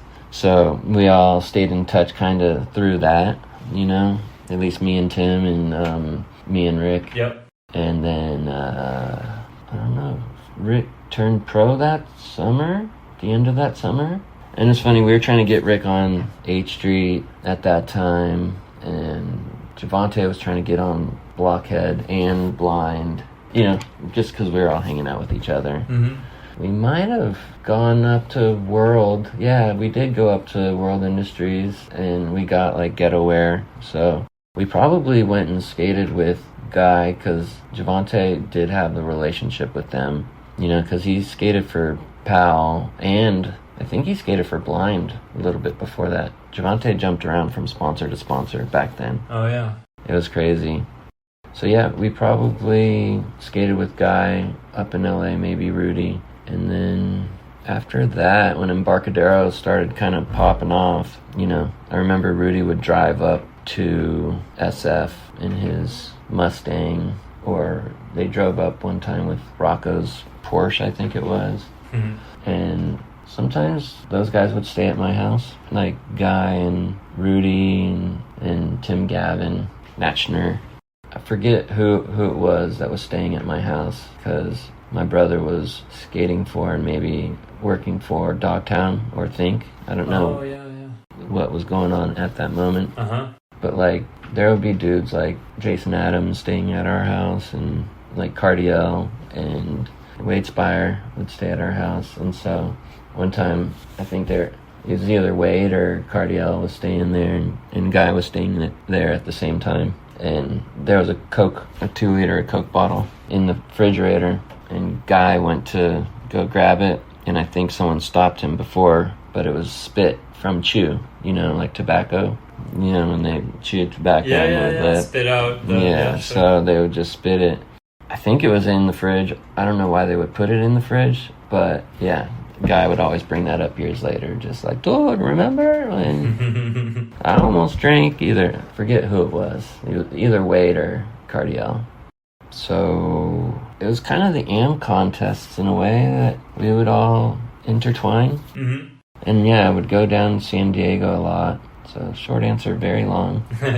Yeah, and then we just kind of stayed in touch that way.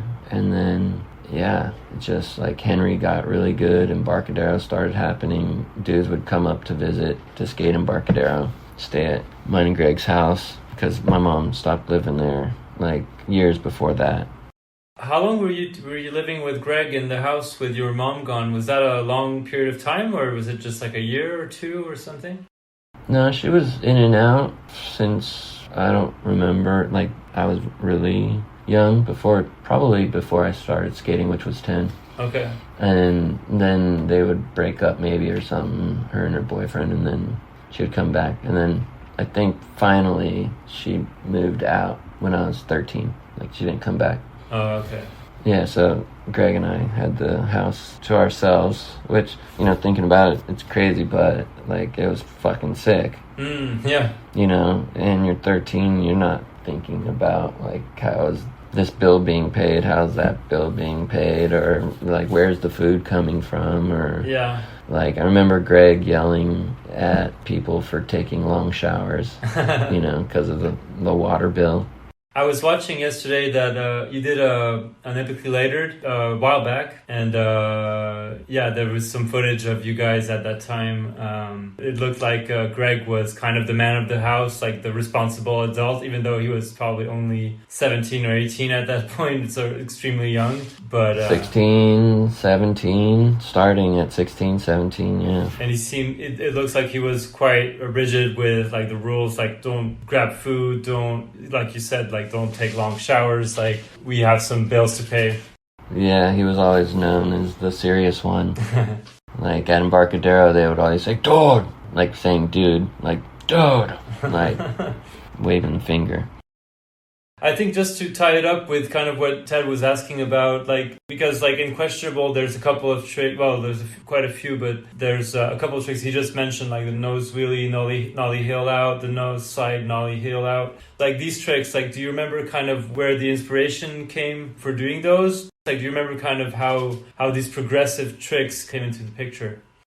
Yeah, I mean, so we would hear rumors about, I think it was Allie Mills. He was from DC, or the DC area, Washington, DC.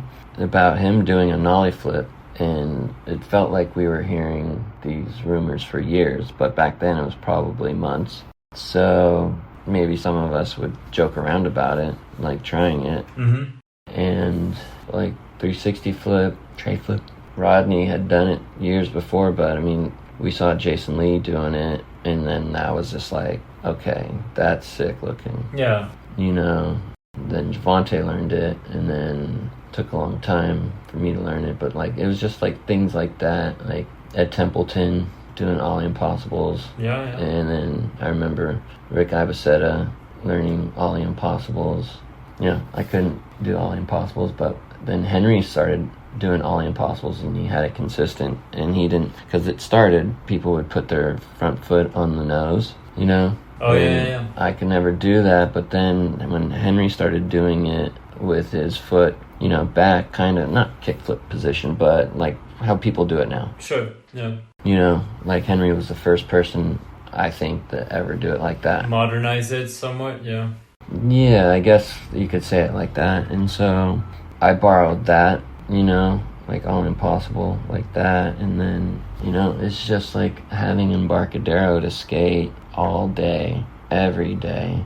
And you have those ledges. You are already doing Ollie Smyth stalls or Ollie whatever stall. So that's kind of the whole sliding part. I don't know how all that stuff happened. I'm not saying we started that, but I just remember everyone started learning nollie flips, or a lot of people were learning nollie flips and switch heels and nollie heels, and like I wasn't able to do that. It took me a long time, and so yeah, during questionable, like right at the very end, I've talked about this before, but I don't know, maybe just, you know, skating around everyone, and we were always just vibing off each other, and just, you know, can I try that with you? Can I do that with you? Or, you know, and then, or just, you get to see it, and it just be, you know, it was just a rumor with Allie Mills, and then I think that there was footage that did come out, but like when you get to see it firsthand, it becomes reality. Yeah.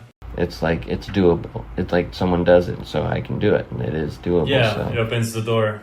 Yeah, so at the end of Questionable, or at the end of filming for Questionable, like I learned nollie flips and switch flips and like all the variations that whatever you see that I filmed in Questionable. So like there was a moment where I wasn't able to do that, and if I didn't have that, my part would have been a lot different. And it was a crazy, scary, weird feeling, you know, I don't know. And I remember Tim Gavin being like, I can't do that stuff. I don't do that stuff. I can't go switch. And I remember I was there with him, you know, and then luckily I lucked out and learned all of those. And then like, I don't know, I think just doing nose wheelies around, I call it the pyramid, people call it the C block, but like, you know, where Kalis, that photo of me doing the nose wheelies, like right. Just, you do nose wheelies around the whole thing, you know, and so I think just doing that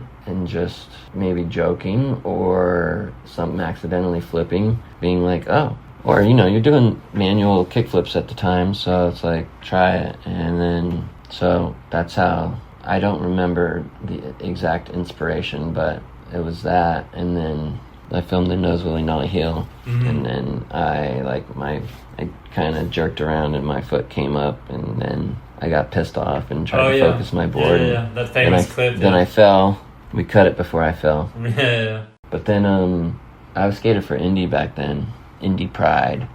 Greg gave me some Ventures, some very new Venture feather lights. They're crazy looking, like they're the Ventures, that style that you see now, with the lines or whatever.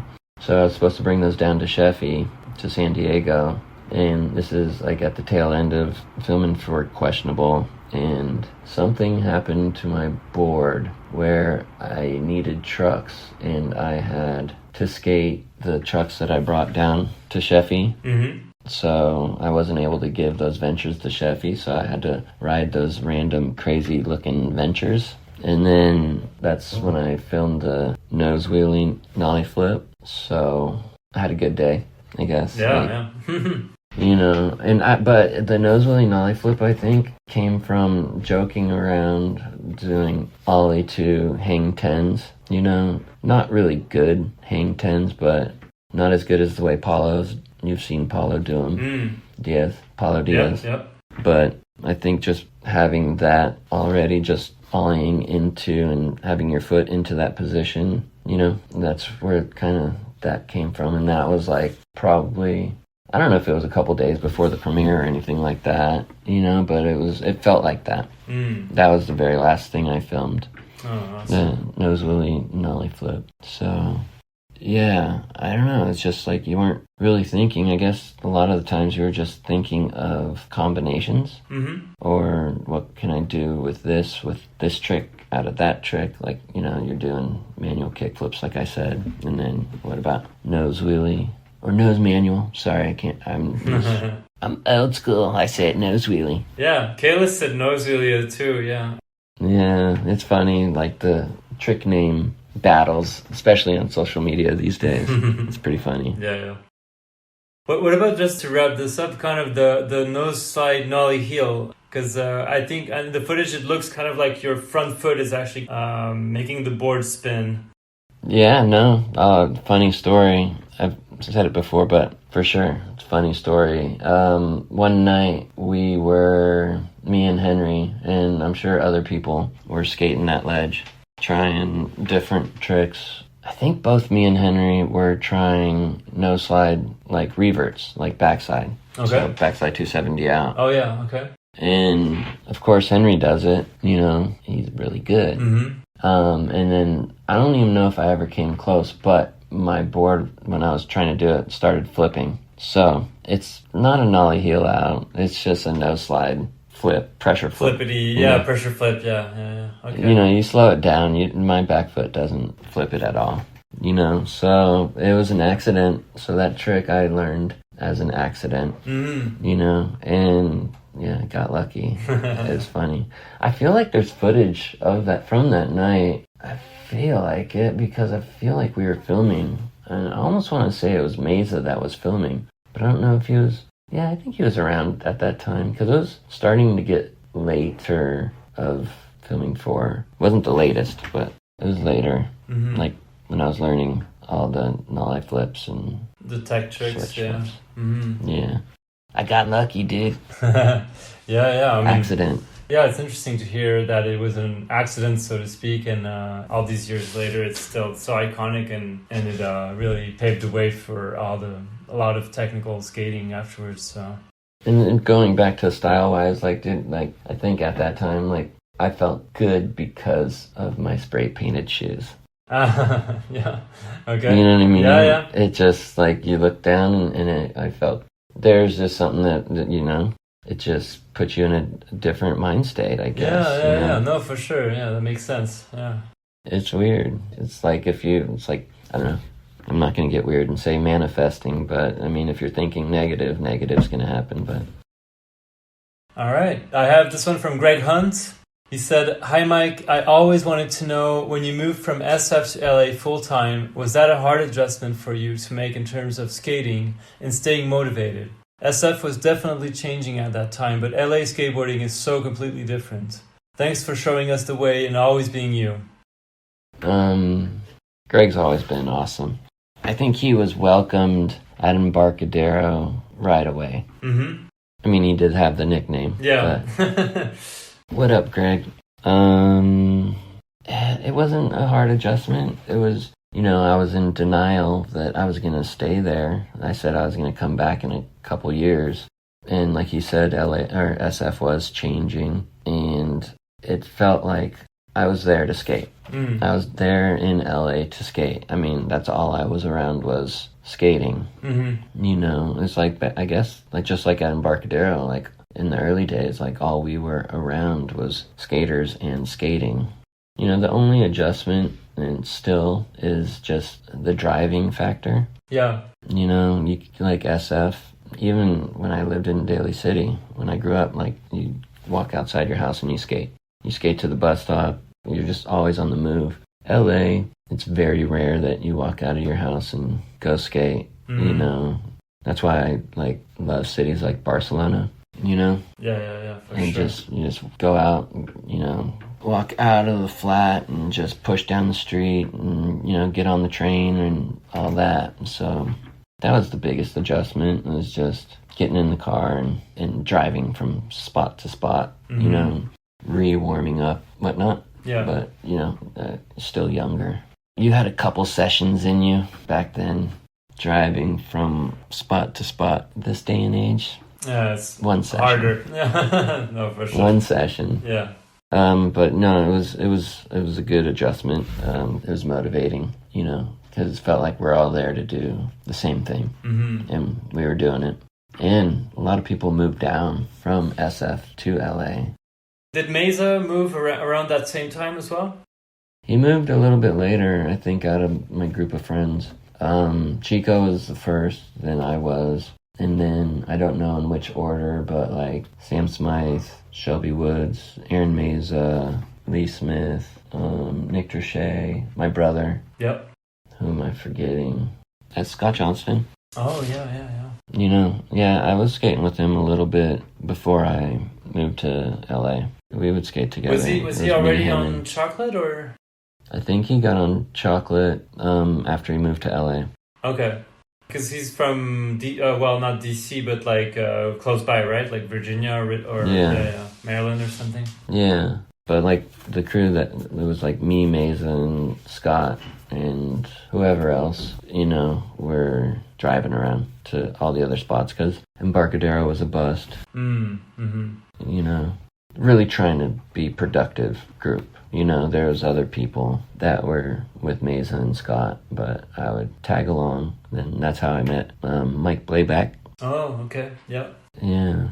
Is Blayback from SF? No, I'm not sure where he's... Michigan? Oh, yeah, that's right. Yeah, he goes way back with Josh, yeah. Yeah, but then, I met him a little bit before I moved to LA. And then he ended up moving to LA. Okay. Or maybe he was in LA before I can't remember the order. Mm-hmm. Everyone followed me. Of course they did. I have a couple questions from this person. You're going to recognize, I think, pretty easily. Hi, Daddy. Did you fall down a lot? Was that my daughter? Yes. So I believe the question is, do you fall down a lot? She's getting my wife's and my bad habit of running words together. Mumbles. My wife speaks very fast and puts her words together. Do I fall down a lot? Yes, I always tell her, I say, Daddy fell down and went boom. Okay. And now her and I have a really cool thing. I'm just like, oh, did you fall down, Ann? She said, go boom. Yeah, okay. So she always finishes it now. So it's a really fun thing that we have. It's really cool.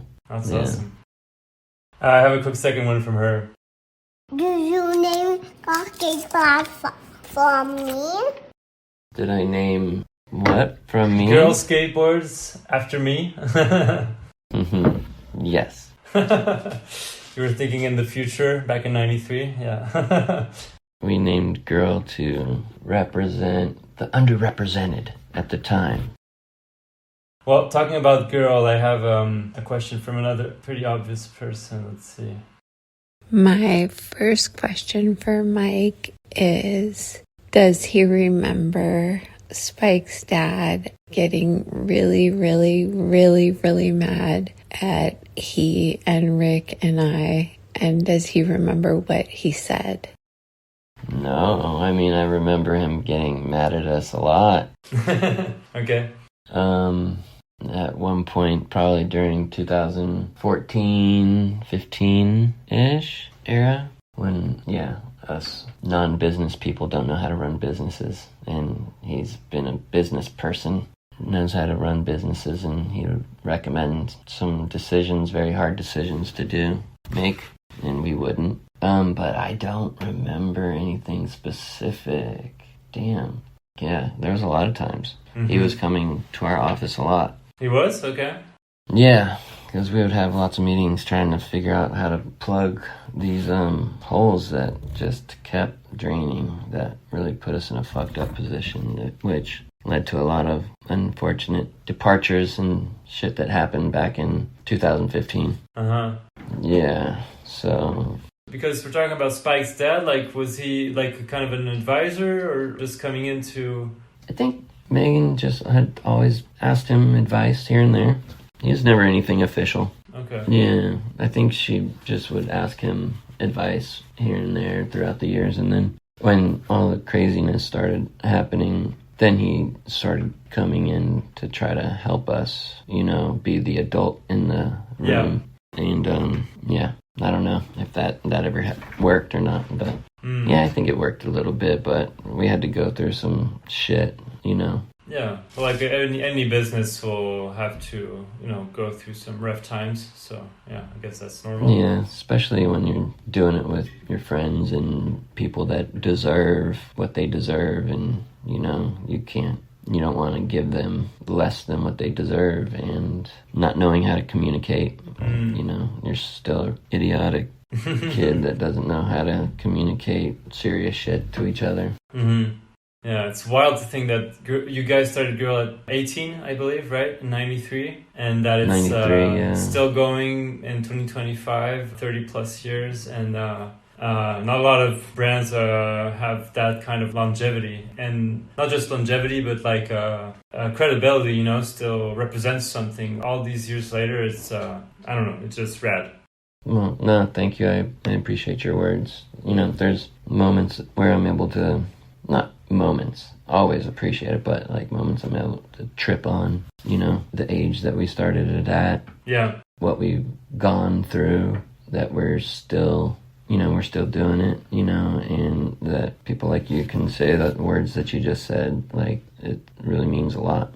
And it's a trip, you know. You don't think your childhood, you know, thing, especially skateboarding and how skateboarding and skateboarders were looked at back then, and we just did what we liked. Yeah. It's a trip, you know. There was no business plan or no business plan, no idea. It was just, that's a funny name. Oh, that'd be a funny logo for graphic. And, you know, just a bunch of decisions made with giggles behind the scenes, and then skating. And then when it came to product, it's just, you know what you like. So, you know, why wouldn't someone else like it? They're a skater. I don't know.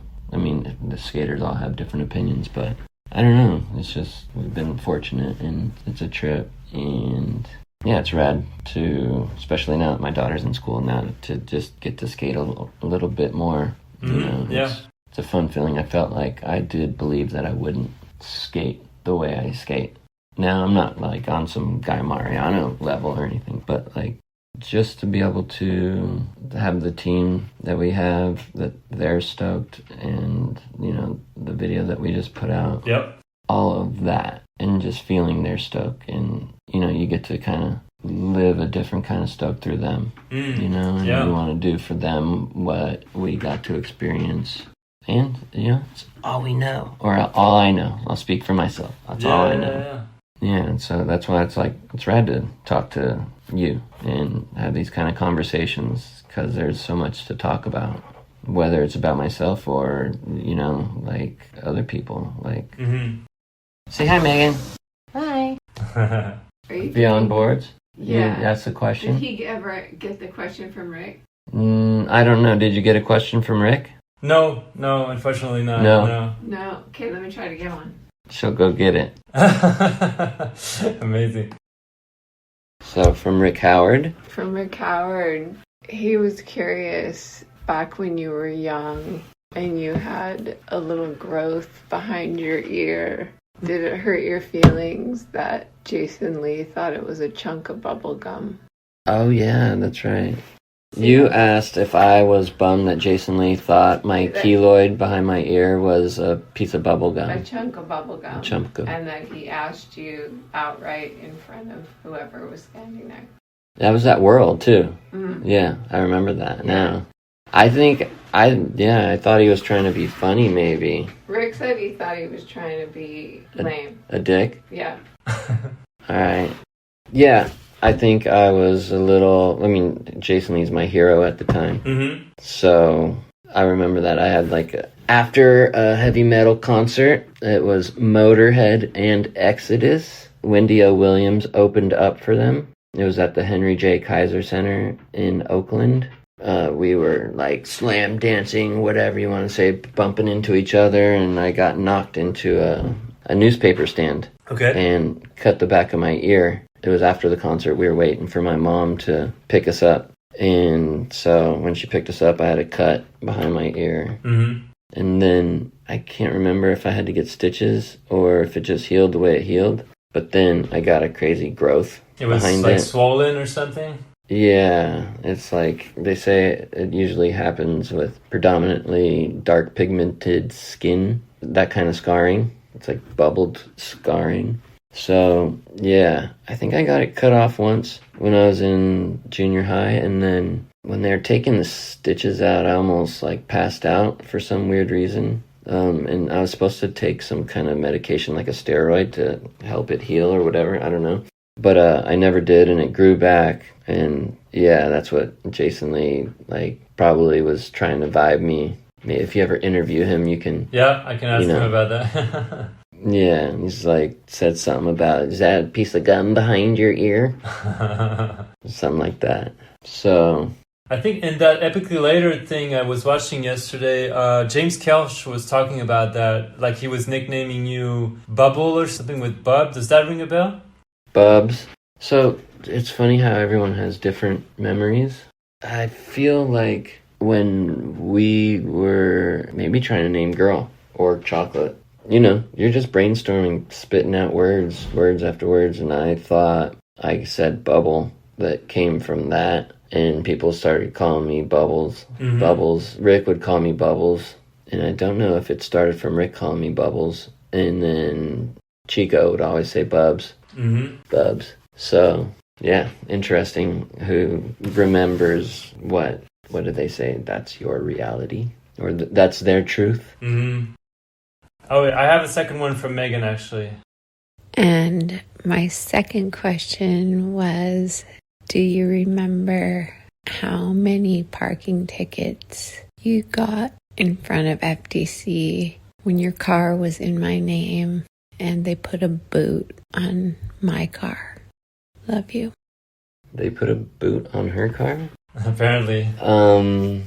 So it must have been my Honda Accord she helped me get. That was in 94 when I finally got my license. I do not remember how many I got, but, you had to pay the meter, and either I would forget to pay it or I would forget to refill it. And just everywhere throughout the city, you had to pay for parking, parking meters. So. But she mentioned in front of FTC specifically, was it a place where you would get fined a lot, or? Well, probably because I was probably go there every day, that would be the meetup spot, or to set up a board, and she probably remembers it being FTC because it probably showed the address, and she was probably familiar with the address on Schrader. Okay. So.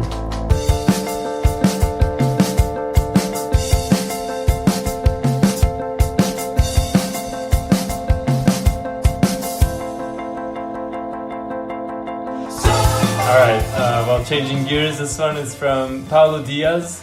Sick. He said, what is the trick that basically broke you? What was the biggest battle trick you ever battled? I mean, so many. I'm sure. So many. One of my very first battles was a tray flip or 360 flip down the 7 in Embarcadero. Okay. The thing that's funny is it got used in a video, I think it was Quiet Storm. I think Kayla's told me about that one, yeah. But they clip it right when I land on my board, because I never landed it. Oh, wow, okay. Yeah, I think that was the day. Same day Henry Sanchez big spins the 7. The same, yeah, okay. Yeah, and it's interesting because I think someone else asked about going to San Diego a lot. Ted Barrow, right? Mm-hmm. The cross-pollination kind of, yeah. Yeah, and it's just that summer going down to the H Street house and staying there, it made me, I don't know, skating with all the H Street heads, and people like Dan Paterka and like Rick before, he was still on Blockhead. Just yeah. Everyone, we're just skating with all those people. And, when you're skating with people that are so good like that, it helps you feel like it's a reality and it pushes you. And so I felt like, when I got back home, Henry just had gotten so much better within a couple months, landing everything. But just, him big spinning the 7. So skating that day, it was like a big session on the 7. All of us were all trying tricks. 360 flip was the one that I was trying, and everyone landed all their stuff. I can't remember what else was done that day. LeVar was probably out skating and doing shit down the 7 probably. Anyway, the session was over. It moved to somewhere else, but I was still skating it by myself. Still trying the tray flip? Still trying it. Trying tray flip over and over and over. And I never got it. And that was the very first time I got sore from skating. Because you're very young at that point, right? You're like 14, 15, around there? 14, like I was probably like about to turn 15. Skating came easy at that time, yeah. Yeah, and I don't know, I think maybe, I don't know why it was the first time. Obviously, you're jumping down something, and I was probably trying it for hours. Yeah. It was seriously probably hours. And I never did it, but I was honestly sore, like my legs, my quads and hamstrings. Yeah. Like for at least, because I feel like school started a little bit after that, and I feel like I remember being at school. Because it was at the end of summer. Mm-hmm. And I remember like walking around being sore and just being like, this is insane. Like this. Yeah. Yeah, so there's that. There's probably other ones, but like nollie flip varial over the rail in in Modus. Yeah. Yeah. I remember going there a lot. Do you remember who filmed that? Was that Ty or? Ty. Okay. Yeah, Ty filmed it. Atiba shot it? Shot it. And I remember, and at that time, I don't know, there's a quote with me at the beginning of Modus Parts, and it feels like it's hanging from a strain of bone marrow. It's like, I just like, at that time, my leg, it was like, in like the, like shin area, it would go dull or something. It was weird. Okay. So like, I think you couldn't, like if I try it, I wouldn't be able to try it for that long and or go back. I would have to wait like a week or something to go back, and I think it was like probably going there 5 times trying it. And I was about to say it was like one of the first times really experiencing Atiba's work ethic, and it was like him penciling that session in because he was at a session before that. Okay. He's gonna meet us there, and after I did it, he was like, all right. It wasn't like hanging out. He's like, all right, I'm out. Probably moving on to the next one, yeah. Yeah, moving on to the next session. Probably meeting up with like Reynolds or someone, Okay. So that one, and then also the backlip in Modus. Oh yeah. That was a big rail. No, big battle, I guess. It was a big rail for me for sure. Yeah. And that was why, just the mental struggle of trying to get myself to do something like that, like knowing I could do it, but being a pussy, and then I told the story recently on that bunt interview, but just in case, I'll tell it again. Mm-hmm. But in the beginning of filming for Modus, I went out skating one night with Ty. He was still filming, but he was going out skating with Dill and Ave. Yep. So we went to the Wilshire rail, and I can't remember what or who wanted to try something, but so we were skating that rail, and I backlipped the 10 like first try. Oh wow, okay. Yeah, and I was tripped out, and I was like stoked. Yeah. Like whoa, that was crazy. That came easy. Like, yeah, and so I don't even know if I'd even filmed anything yet for Modus. It was just, I knew that we were doing it and just gonna go skate with Ty as much as we could, or as much as I could. And then, so I think I did it a couple times that night. I can't remember, but then just in my head, I was just like, all right, I'm gonna do the 15. at some point I'm going to do that, you know, and because that was easy. All I got to do is just do the same thing. And then right at the end of filming for the video, went back to Wilshire, was going to do it, went to the 10, couldn't even get myself to jump on the 10. Okay. So just like I don't know what it was. Some sort of mental block or, Yeah, just something. And then Eric was there. Costin? With me. Yeah, he was there and just trying to figure out, like, whatever. We're just talking. He was like, let's just go to LACC. That's a good rail. You could try it there. So we went to LACC. That's the rail. And then he was trying to get me sparked. He board slid it a few times. I didn't board slide anything at that time, you know, because once no slides came in, that was like the very, very forbidden 14. You just didn't do that. Yeah. But so I can't remember if he ollied the stairs that day, but I think he did. Just trying to get me stoked to just warm up, you know, maybe just ollie the stairs so you know you can clear it. Yeah. So I didn't do it, but so I went back, got myself to board slide it, was super stoked, and then I was gonna do it. I was gonna backflip it, didn't do it. Went back the next time, Red Bull, everything amped up, you know, rolled up to it. I don't know how many times, never tried it, and I was sore from not even trying it, not even jumping down it, nothing. And then, I don't know how long later, probably like a week later or so, went back and took some, what do you call it, some supplements, some calming supplements. Okay. Some like herbal type stuff, like St. John's wort or something like that, something that's like calming. Okay.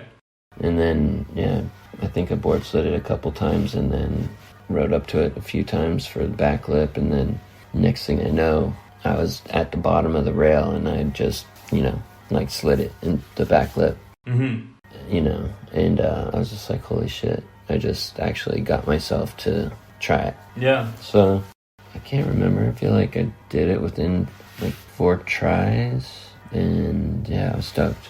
So, but that was just like more of an achievement for myself. Like, you know, at the time, like I even like had I think it was a centerfold or something out of a Transworld of Heath Kirchard front lip in the El Toro, and I had that on my wall in my room to help motivate yourself.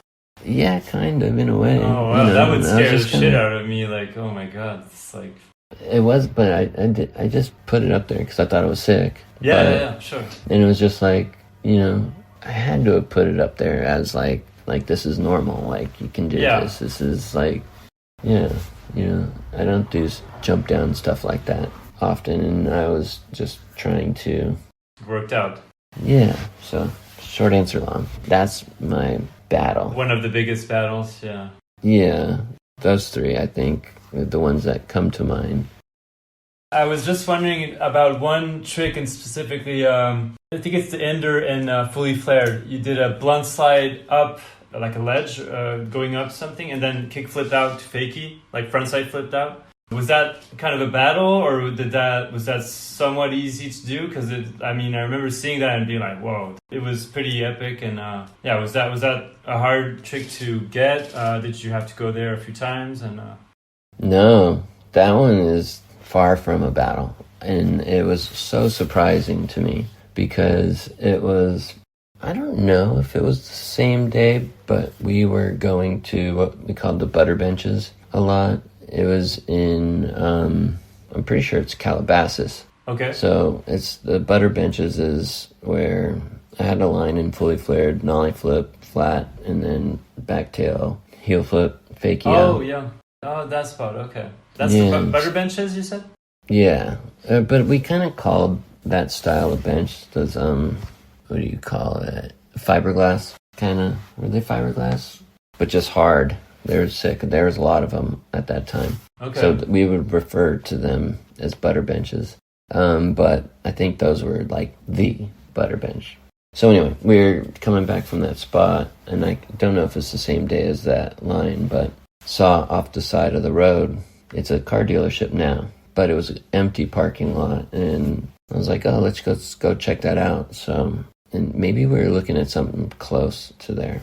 Anyway, we went, checked it out, we're looking at it, and then the one thing I do remember, and this is just my memory of it, but Ty probably was wanting to just get home or something, which, you know, this is unusual because he's always, you know, like... Pushing people?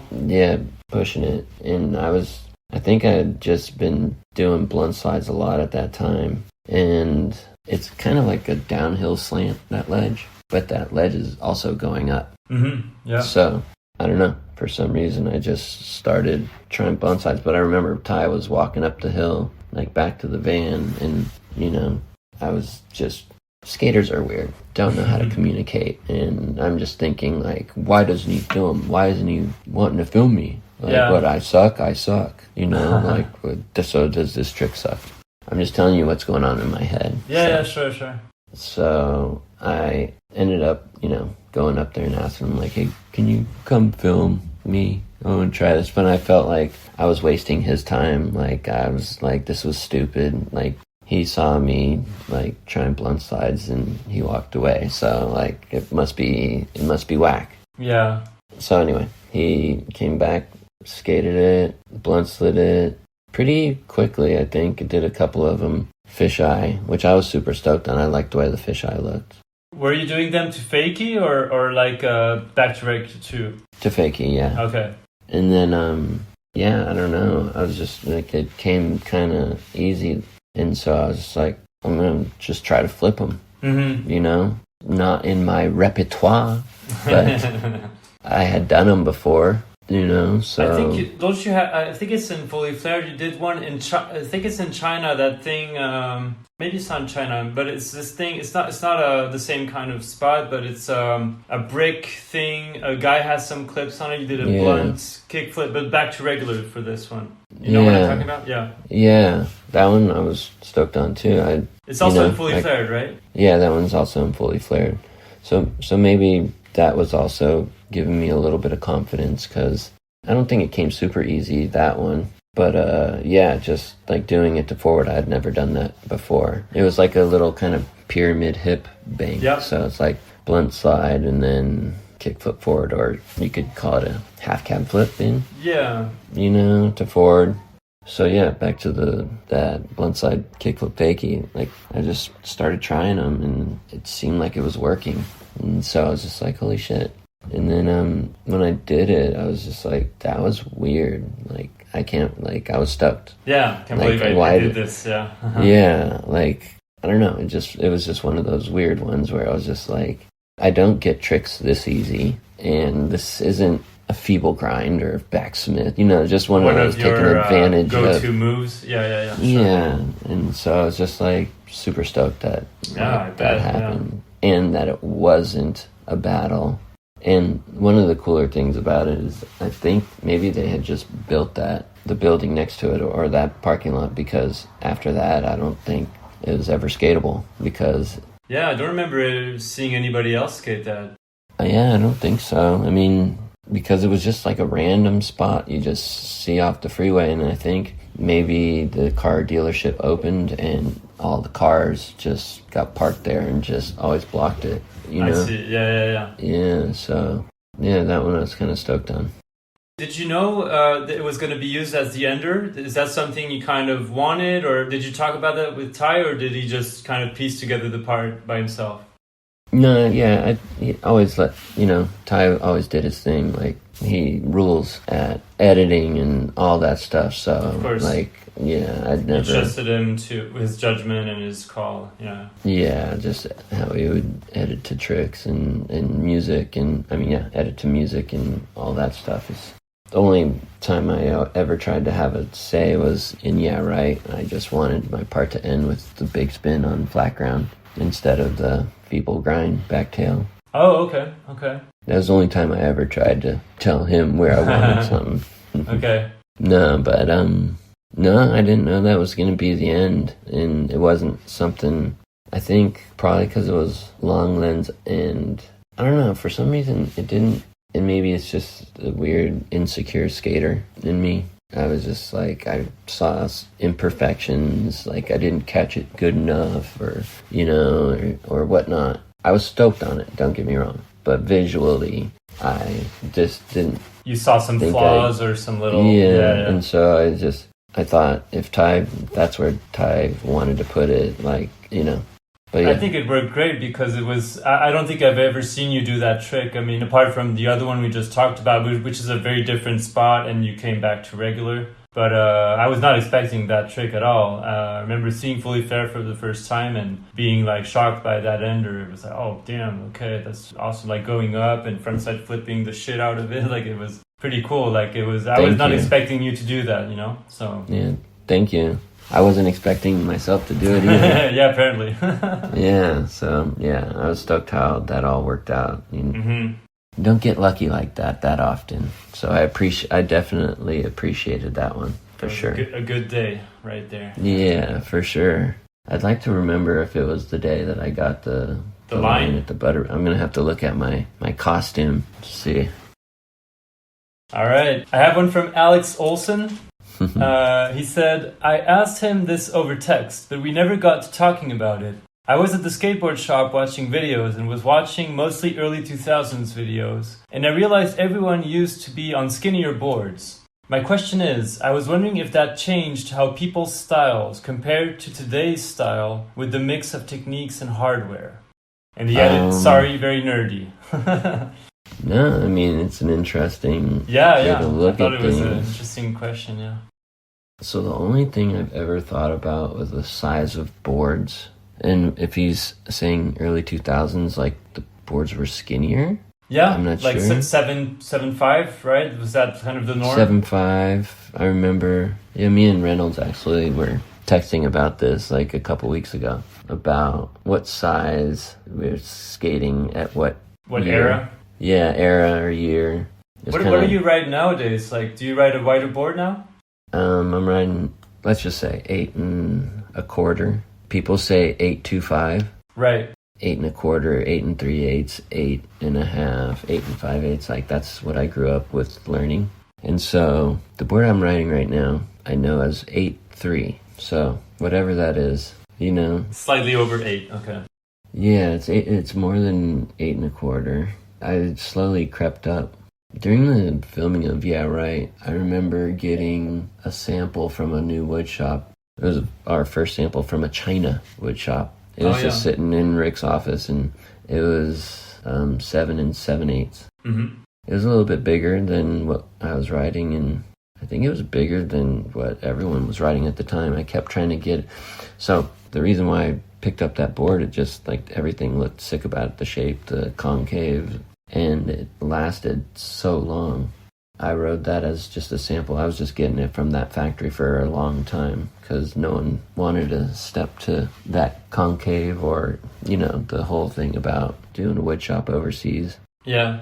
We eventually did go in. But anyway, so once we did that, no one would order that board because it was too big. So I was riding like that sample for the longest time. And then I don't know how many years later, it was crazy. Like all of a sudden it just like zoomed all the side, like getting wider and wider and wider. Yeah. But style wise, the only thing I've tripped on is like skinny boards, like pop wise. You're kind of more on your toes because you don't have as much room anywhere, for your feet, yeah, anywhere else to put your feet. So you're kind of just on your toes. And then since it's so skinny and you're on your toes, you're standing or you're popping directly in the center instead of having so much more room off to the side of the wider nose or tail. So you could be popping off the less of the center of your board on a wider board, unless you're still on your toes, but you have more. So this is where my mind starts going weird. So yeah. I got confused with his question over text, though, and I still am confused by it with style-wise. Like, I think the more interesting thing is just boards are getting wider and the wheels are getting bigger. I never thought the wheels... I've always been curious, like, you know, since all the trends have gone from big wheels to small wheels to a little bit bigger, but then they stayed around 50, between 50 and 53 or 4. Mm-hmm. But, like, I always stayed between 50 and 52. I think that's what looks sick. Big wheels look crazy to me. But I get it, though. It makes so much more sense, functionality-wise. But you're from an era where much smaller wheels were the norm, so yeah, probably. Yeah, I remember when 42s looked normal. Super big. No, they looked like big? way too big. Oh, wow. It was just like, fuck that. Those look crazy. That looks like a vert board. That's funny. But yeah, I don't know. I gotta ask him what he's trying to ask about. What is he fishing for? No, I'm just curious, like style-wise, in what sense? Like the way the board looks, or the like way the skater looks, you know? Because I do think it looks sick. Like smaller wheels, you're a little bit lower to the ground, and the boards were a little bit flatter, unless it was like a alien or habitat board. I was watching the other day, I saw this line of Ave did a nollie flip over trash can, like to the side, and then maybe a nollie back 180, and then a fake key ollie switch front crook. And he has a very, very skinny board. I think it's an alien board, I assume. He was probably on an alien at that time. I mean, he's always had the same style, but like what you said about being on your toes made sense, especially for the nollie flip. It looked like he was on his toes, popping it and then also landing it because the board's being so narrow. Yeah, it just seems like you're more stable. You're just like centered. So it's like, I've noticed like I'm super heavy heeled. So as the board's gotten wider, I've probably gotten a little bit lazier in my foot, ankle, calf area. So yeah, that's probably true. I mean, not just for you, but for skaters in general. Yeah, I mean, wider boards makes for it definitely changes the way you skate. Yeah, I mean, but how sick was that line of Abe? Incredible. Like, just straight nollie flip over the trash can, all of that. Let's see, I have one from Johannes Gamble. Mm-hmm. So he asked a couple of things. He said, Mike chose 6 songs and videos. Has he heard any songs lately, new or old, where he was like, this is the next song for my next part, and or an MC and Ricker's part? Almost every time I listen to music, some songs just pop out and are like, oh, this would be a sick song. Do you mean for skating in general, or like for a skate part that you would put up? I mean, I don't really think about myself. Maybe I'll accidentally envision that. Like, I wish I could, have a video part or whatever to a song. Or there's certain songs that I think, I'll think of specific skaters, but not for myself. But like maybe if I'll daydream if I was to have a part, but not for myself. Mm-hmm. But yeah, just the last video that we just did, Splinter, I was looking, like when I was listening to music, I was thinking a lot for Tyler because that seemed to be an issue. But we had that song that he used pretty much since, I wouldn't say the beginning, but early on. But there were some people who were not going to mention any names, trying not to use it. And so I was constantly listening to songs for Tyler. But I mean, he chose that song and he found it right away. Awesome. But yeah, I mean, there's a lot of songs that and there's even ones that I'm curious if I'm tripping, like if it's just music that I like, Mm-hmm. There's some from Snoop Dogg, Dr. Dre albums that I think are pretty sick. It's a little too current, but I don't know. I think it was Josh Stewart had something in one of the newer Thrashers about almost everything he said about making a video, thought process of like, he said something about songs. It just made sense. I hope I'm not getting that mixed up with your Castrucci interview. But yeah, no, but Josh Stewart. We both have good tastes for music for sure. And editing. Yeah. Among other things. Yeah, for sure. But the Josh Stewart little article, it was like a 2-pager. It was super sick. I was just like, holy shit, I fucking agree with every single thing that he's saying right here. Like, it was rad. I have a quick other one from Johannes. He said, older SF history question. Who was the fastest SF downhill guy late 80s to 90s? P2 or Joey Tershay? So Joey lived on 9th. So like he lived right on, like it was a street that everyone bombed, Joey and his brother. But then there was also, you took I feel pretty whack for not remembering the 6 Parnassus. Oh, I'm going to get in trouble for not remembering any San Francisco stuff right now. Maybe P2. Maybe Joey. I don't know. I'm going to keep it neutral like that. All right. Well, actually, I have a question from Joey Tershay.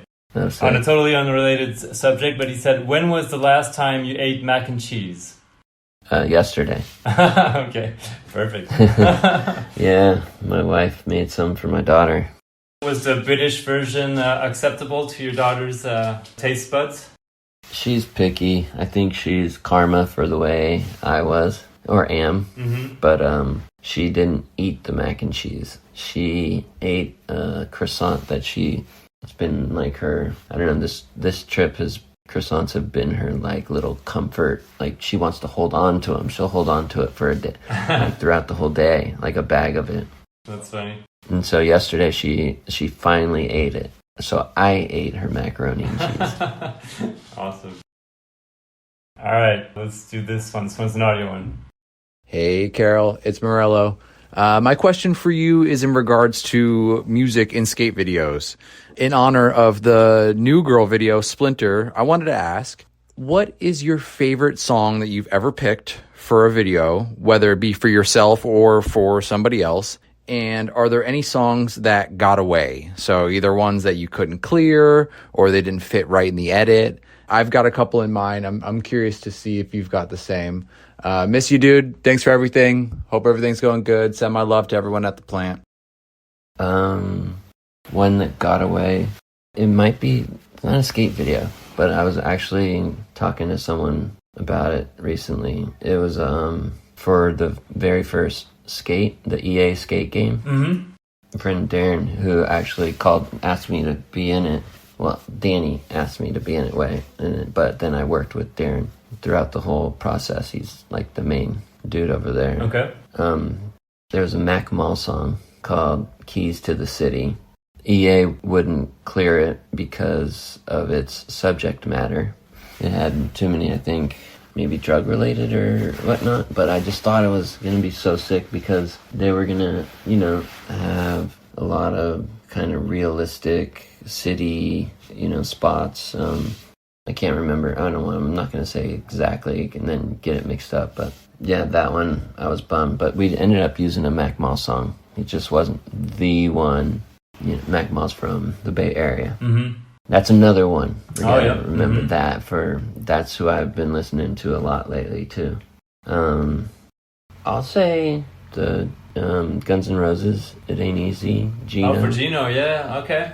Yeah, that was last minute, I think. It felt last minute. Had you guys planned on another song maybe before that one? I remember hearing about something. There was a song that Gino wanted. Was it like 80s R&B or early 90s? Dude, I'm tripping right now for not remembering what it was.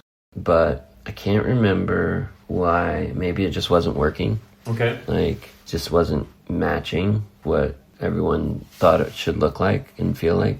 And I was surprised that Rick and Ty were down to use or try the Guns N' Roses. Because I throw out shit all the time. Like, I have a wide variety of, everyone does with music. But, every time I hear a song, I always think, would this be good? Or it just comes to you, you just see or you can feel skating to it. Yeah, sure. He's saying he has a good idea. Yeah, he said I have a couple in mind.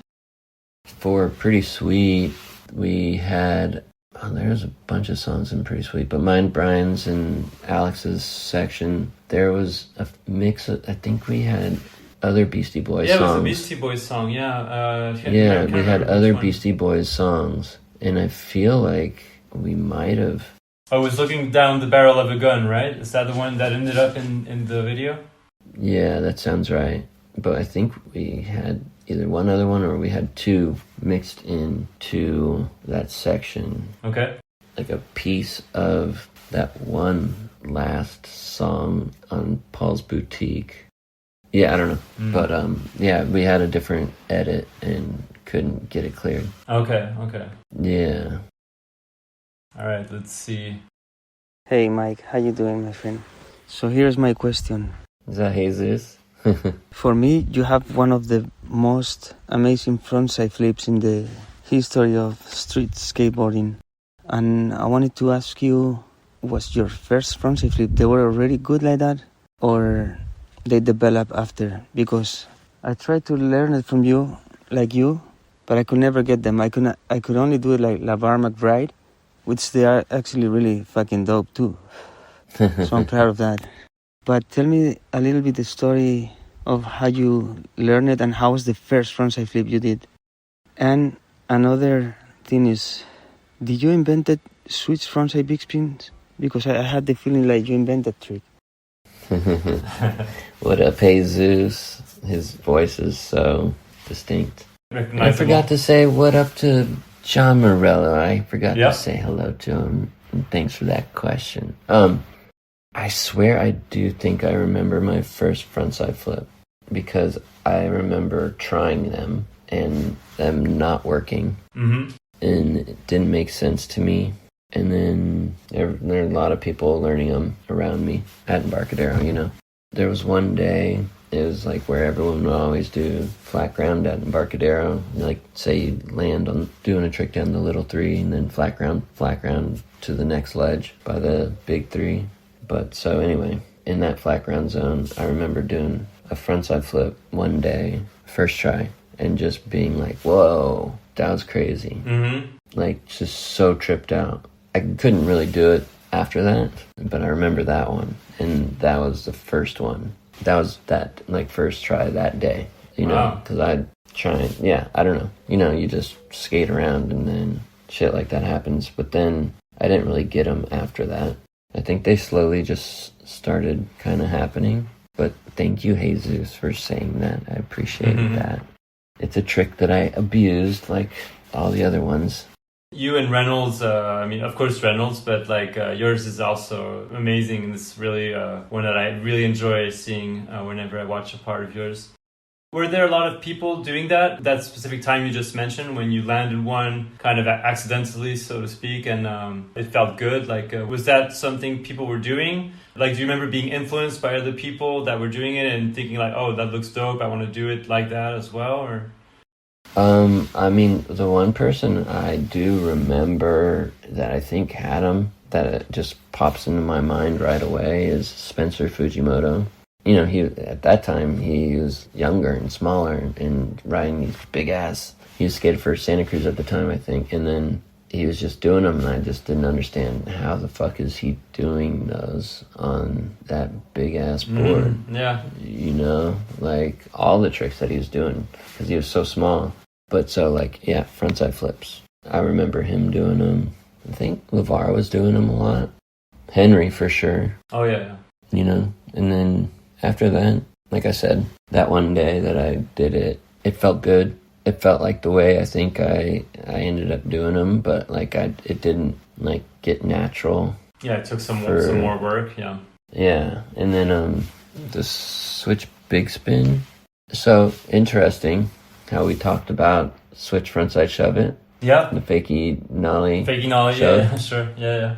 I don't know if I'm correct in saying this, but I remember being stoked that it was in a video. It was really shitty, but was it Turn the Other Cheek or Quiet Storm? I get them mixed up sometimes. But Dave Sloshbach videos. Yep. There was a PAL contest. I can't remember if it was AM or Pro.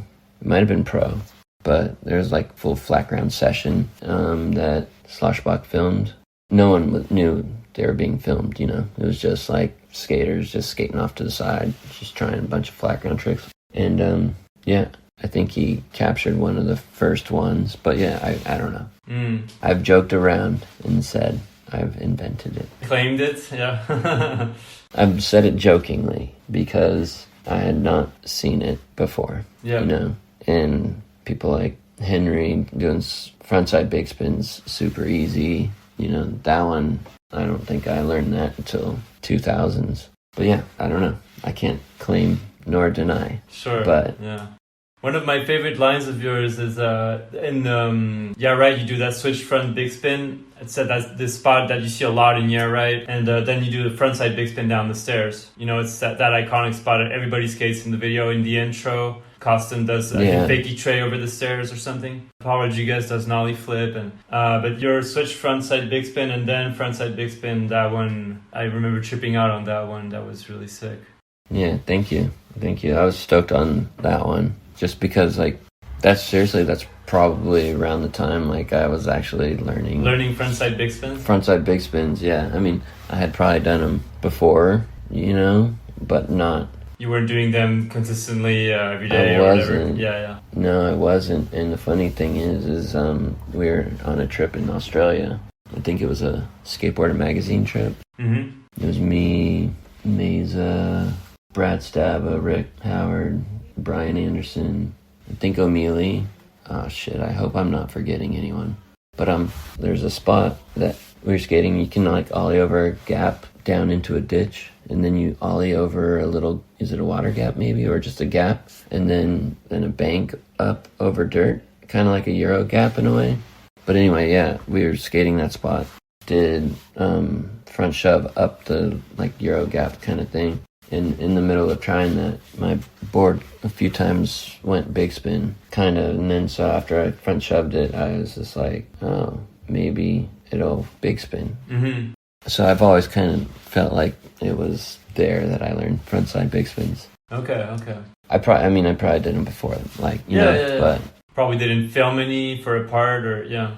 Yeah, I don't think so. And then so after that was pretty much right filming, you know, and so being able to do it frontside big spin down that set of stairs, I was pretty stoked. Yeah. You know, like I'm not good at doing tricks downstairs. Like it has to be, I've always had to like set something up to go over, you know, over like if it's a set of stairs, like I'd always try to put a like police barrier or something. So it's like if you're going to kickflip down the stairs, like no, it's kickflipping over the barrier instead. Yeah, I see what you mean.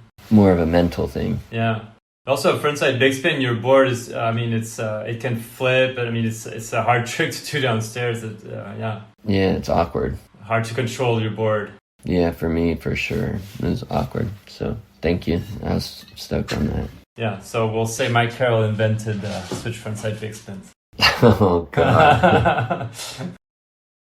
All right. This one is from Tim Dowling. He said, hi, Mike. First off, I want to say thank you. Back in September of 93, you, Rick, and Spike gave me the opportunity of a lifetime. I still think about it often, and I am forever grateful. With that said, I've always wondered, is there a professional skateboarder that you've always wanted to meet and never have, or have wanted to skate with but never got the opportunity? For me, I never got to skate or film with either Andrew Reynolds or the Gons. I don't know if there's someone I've wanted to skate with, because if I did want to skate with them, that would mean I would be like heavily looking up to them. You know? Yeah. So, and if that would be the case, I would be too scared to be in their presence. Yeah. You know, like I've always, I don't know if we said this earlier, but like the reason why I'm saying this is like, let's say Tony Hawk, he skated for Lakai. Yeah. And that was like a holy shit, pinch yourself kind of moment, you know, or time. Mm-hmm. And just like, I don't think I never tripped on it. Like I constantly tripped on it. Mm-hmm. And then anytime I was around him, I never felt comfortable enough to just like hang out with him as like a peer or just talk to him, like question wise, just like shoot the shit. Yeah. You know, I would overthink anything before anything came out of my mouth. So I never got to like kick it hard with him, like the way I would wish. So yeah, I don't know. That's a cool question, but. You must have met so many people throughout the years. I mean, it's probably hard to think of a pro skater that you haven't crossed paths with at one point.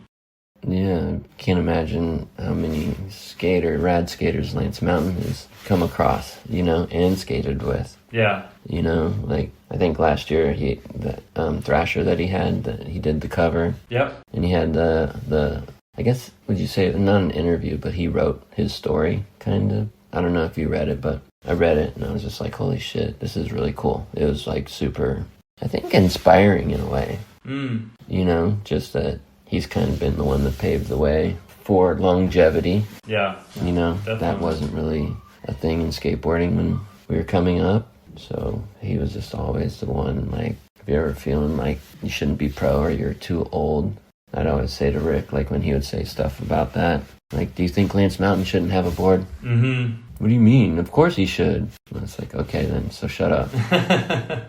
Yeah. You know? That's a good example, yeah. This brings up just a side question from me, but I was wondering if, I mean, you've seen so many people throughout the years skate in person, but who's one person that you saw skating that really tripped you out? Like you saw them, you like couldn't believe, jaw drop, you know, kind of. I heard that about Lucas Puig, for example, like seeing him skate in person is pretty mind-blowing. I mean, his footage is obviously incredible, but seeing him skate in person is apparently next level. So is there someone that comes to mind as, you know, you saw them skating and you were like, holy shit, like that's just incredible? Yeah, I mean, the first person that comes to my mind is Day One. Oh, yeah. He's just like, we've skated with him a lot, just like him always at the girl park. Right. You know, and even before that. He's always been so progressive, yeah.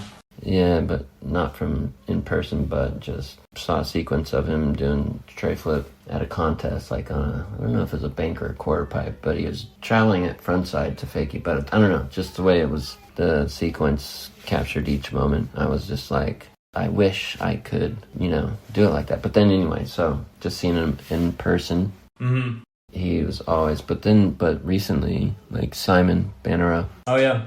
He's just like one of those skaters that's just like in person, you know, like there's those skaters that are just, they got a certain something. People don't understand, like the video doesn't really translate to what their skating is like in person, like Trujillo.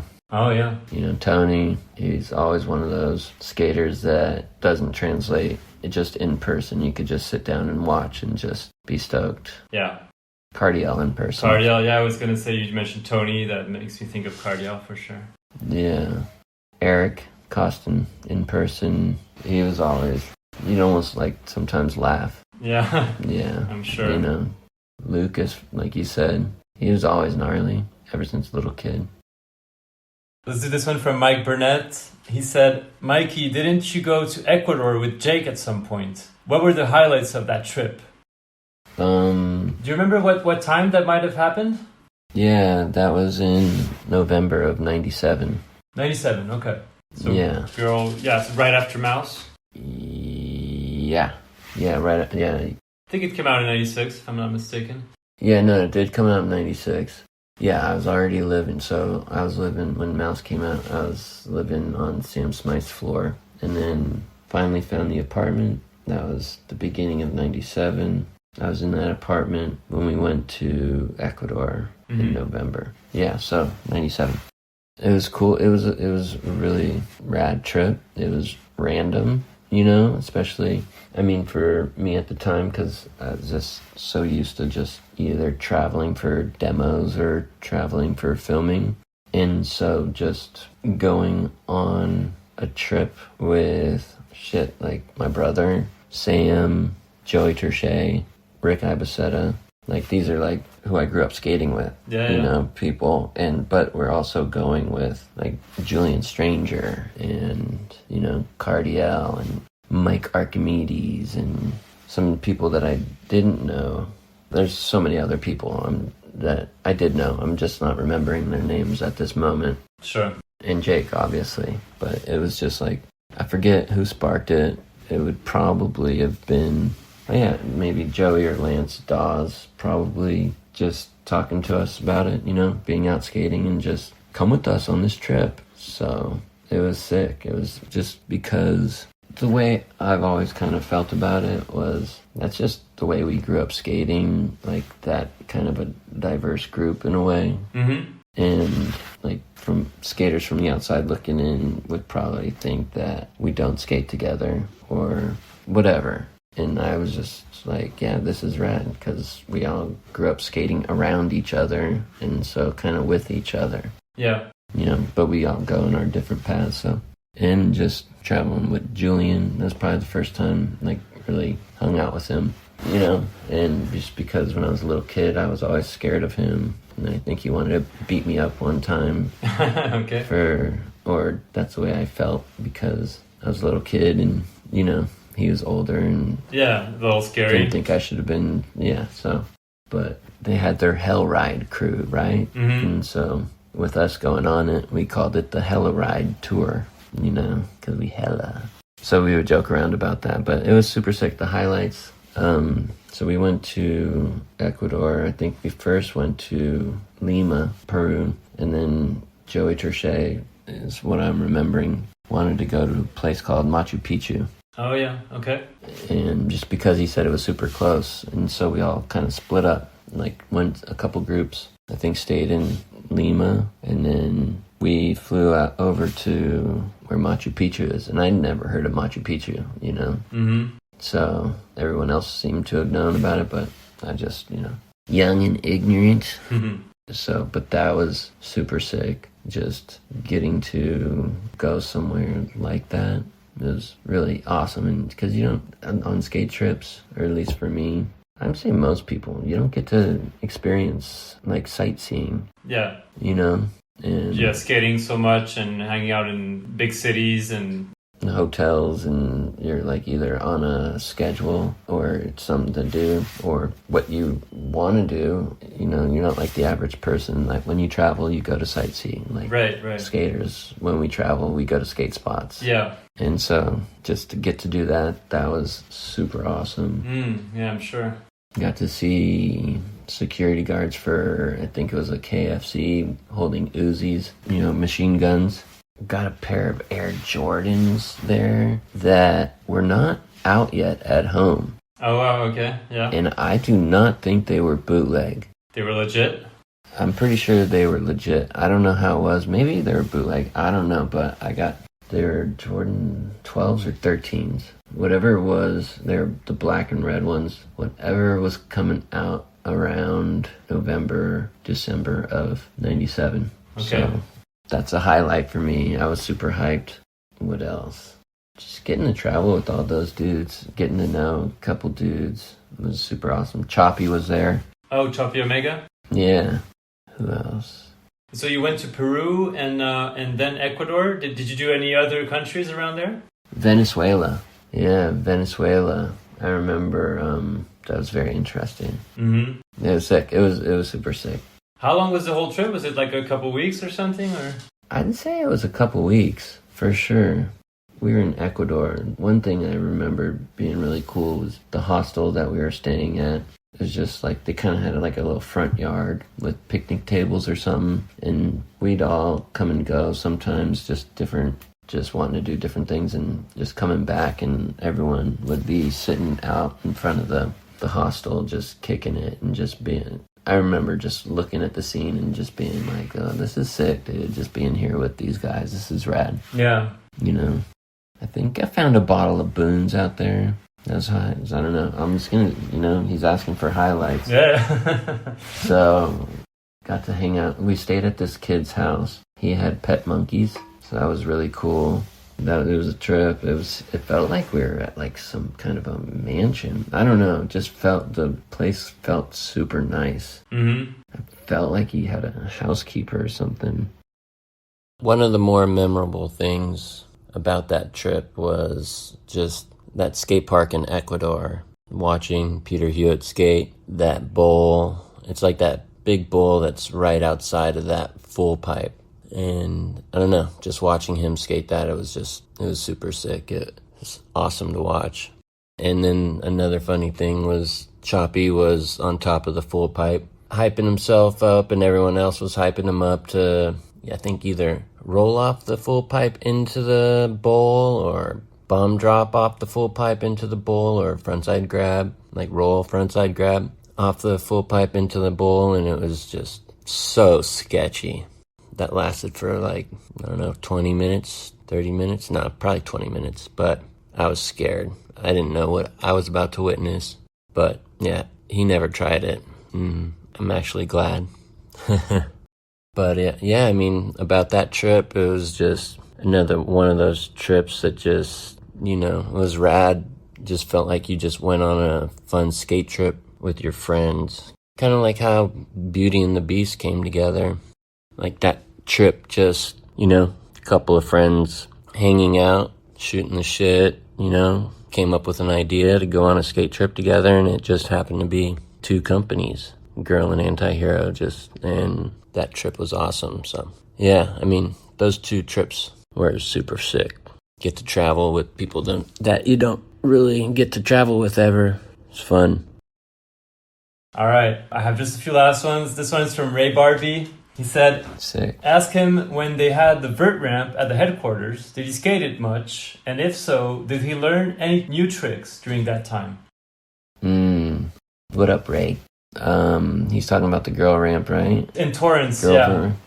So I wasn't living in LA yet at that time, so I got to skate it. I remember... No, I didn't learn anything for sure.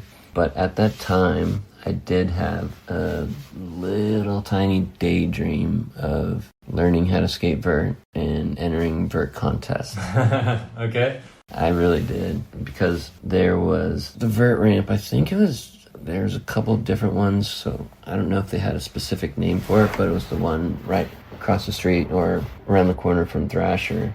I want to call it Jake's Ramp, but I'm sure there was an official name. But I would go skate there a lot in the early 90s, so after Girl started. And then I learned gay twists on that, and so I just was, like I said, daydreaming about just learning airs and skating in vert contests, because I don't know, it just felt like it was possible. Anything's possible when you're a kid. But then I slammed on a gay twist, and so I learned very Shattered quickly your dreams. Yeah, I was over it. And there weren't that many vert ramps anyway, but I never learned airs. I could do little tiny mute airs, no backside airs. Yeah, vert is a completely different thing, yeah. Yeah, man. I'm not scared of heights, but it was not an easy thing, like mini ramps, I was always very timid. All right, this one is from Tim Anderson, aka Bob Shirt. He said, what was the most surprising or favorite thing we pulled from the Girl/Chocolate archives when we were doing the 30-year Girl and Chocolate celebrations? Thank you for trusting Decade to help celebrate the 30 years of Girl and Chocolate. We love you, Mike. Tim and Sarah. Oh, Tim and Sarah, they're awesome. Yeah, they are. You see that, was it VHS exhibit that they have? Someone sent photos of it the other day. I just saw. So cool.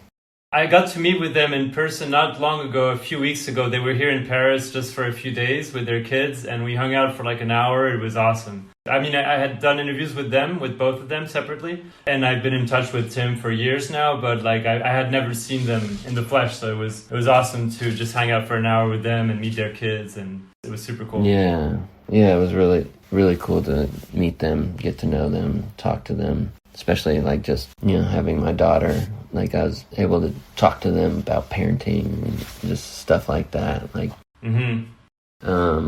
Shit, man. Everything.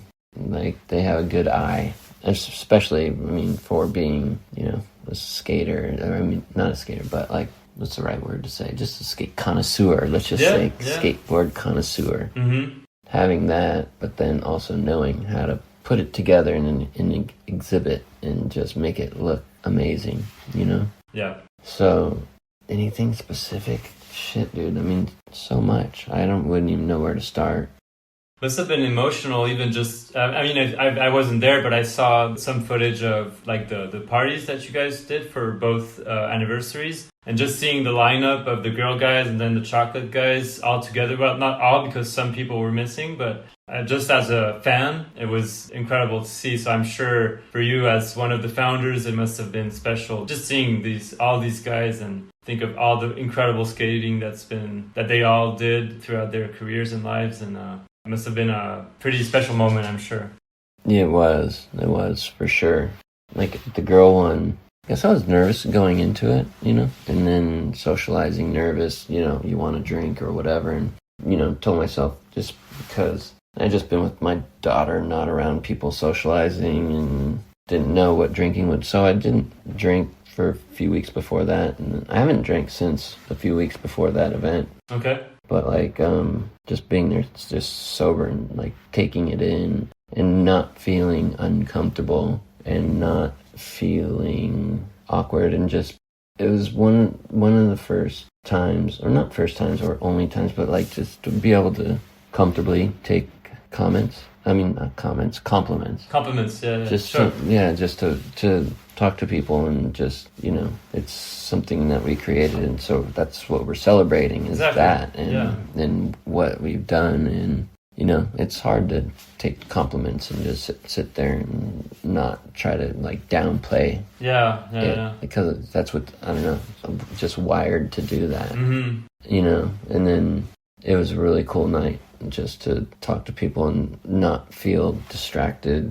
I always feel like at events like I'd lose, but it was really awesome. I like was super stoked, maybe, and emotional about that, just because I was able to like focus, talk, and just really appreciate the moment, and just what we've accomplished, built, and have done with all of those people, with everyone, like all the skaters, everyone, all the artists, everyone that we've worked with and came across throughout all of these years. Like how, you know, I'm super fortunate, and just like, it's just like, it was awesome. And just the fact that all the skaters showed up, you know, except for maybe one or two, I can't remember.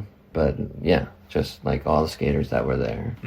And the fact that we got the photo with everyone, like I daydreamed about that. Like I thought, like, imagine if you know, but like I didn't think that would be something that could get achieved. You know, rounding up everybody in one place. People. Yeah, it's difficult, I'm sure. Yeah, and getting them to the area just to get the photo. Yeah. You know, like that's a challenge in itself. Yeah. Yeah. I'm sure. But Meza actually like set that off and made that happen. I was just like, are you really going to try to do this? You really think this can happen right now? But he did it. And did you warn the guys before that you were going to take a photo, or did they just kind of on the spot at the party, you were like, guys, we're going to just shoot a photo in a few minutes or something? Yeah, we didn't plan that. It was just like spur of the moment, you know, kind of. Yeah, I'm sure maybe during the planning of the event, someone might have said something about that, but it just didn't seem like something that would be possible. Yeah. No, for you sure. know, like everyone being there at the same time. You know, some people just come and go really quick, or just so many different reasons why something like that couldn't happen. And just being skaters. Yeah. You know, you can't round up skaters like that. So the fact that happened on top of the night and just everything, it was just like, it was really rad, and it was like really cool, you know. I'm stoked to be able to be in a place to appreciate that. Yeah, it was a good idea to go there sober, I think. Yeah, it's because if you have a couple drinks, then it will kind of just get in a different mental space. So yeah, for sure. Yeah, and it was just like, I didn't want to drink for one reason, but obviously for that reason, what you just said right there. I'm so glad, because I was able to appreciate it fully. And remember everything, not be excited and sloppy. Yeah.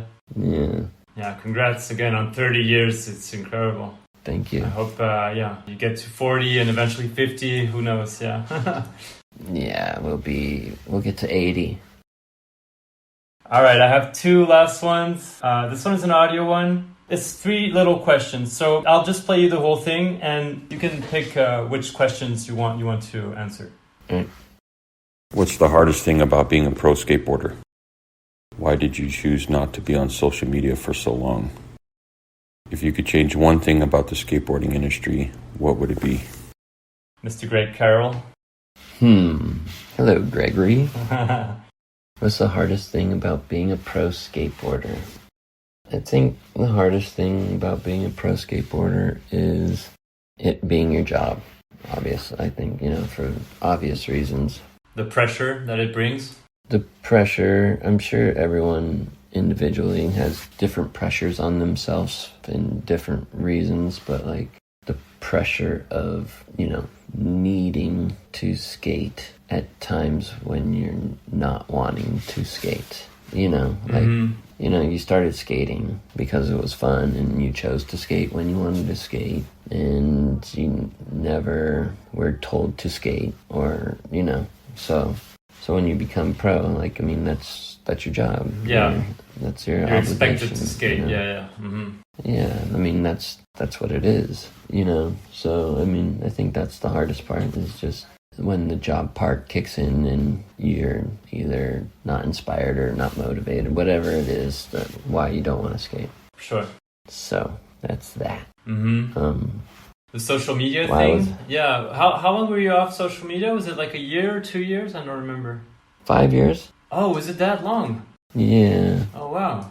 Well, I probably had I gave someone my login and they probably posted something once or twice, but that was after a few years. I just was feeling negative for a little bit. Yeah, I think it was during the pandemic, you know, everyone just got really, really negative. And it just seemed like everyone was negative, you know, even skaters. And we got caught up in some whole controversial shit about someone posting a video and just it became some drama. It was bullshit because the story that online people were trying to create, it was bullshit. And it kind of made me disappointed in skaters. Okay, yeah. You know, because I didn't think skaters were capable of turning their backs on one of their own, kind of, or? Yeah, not like there needs to be loyalty, but I think like it was just more like skaters always like were proud of, you know, the skateboard community. Like they understood and that they were smarter than the average person. So because someone creates a narrative and people that I think like individually, like that I know of or whatever would be smarter. But, you know, there was something to be, well, people were bummed on the story. Their narrative was bullshit. There was a video that was probably, it was insensitive, you know.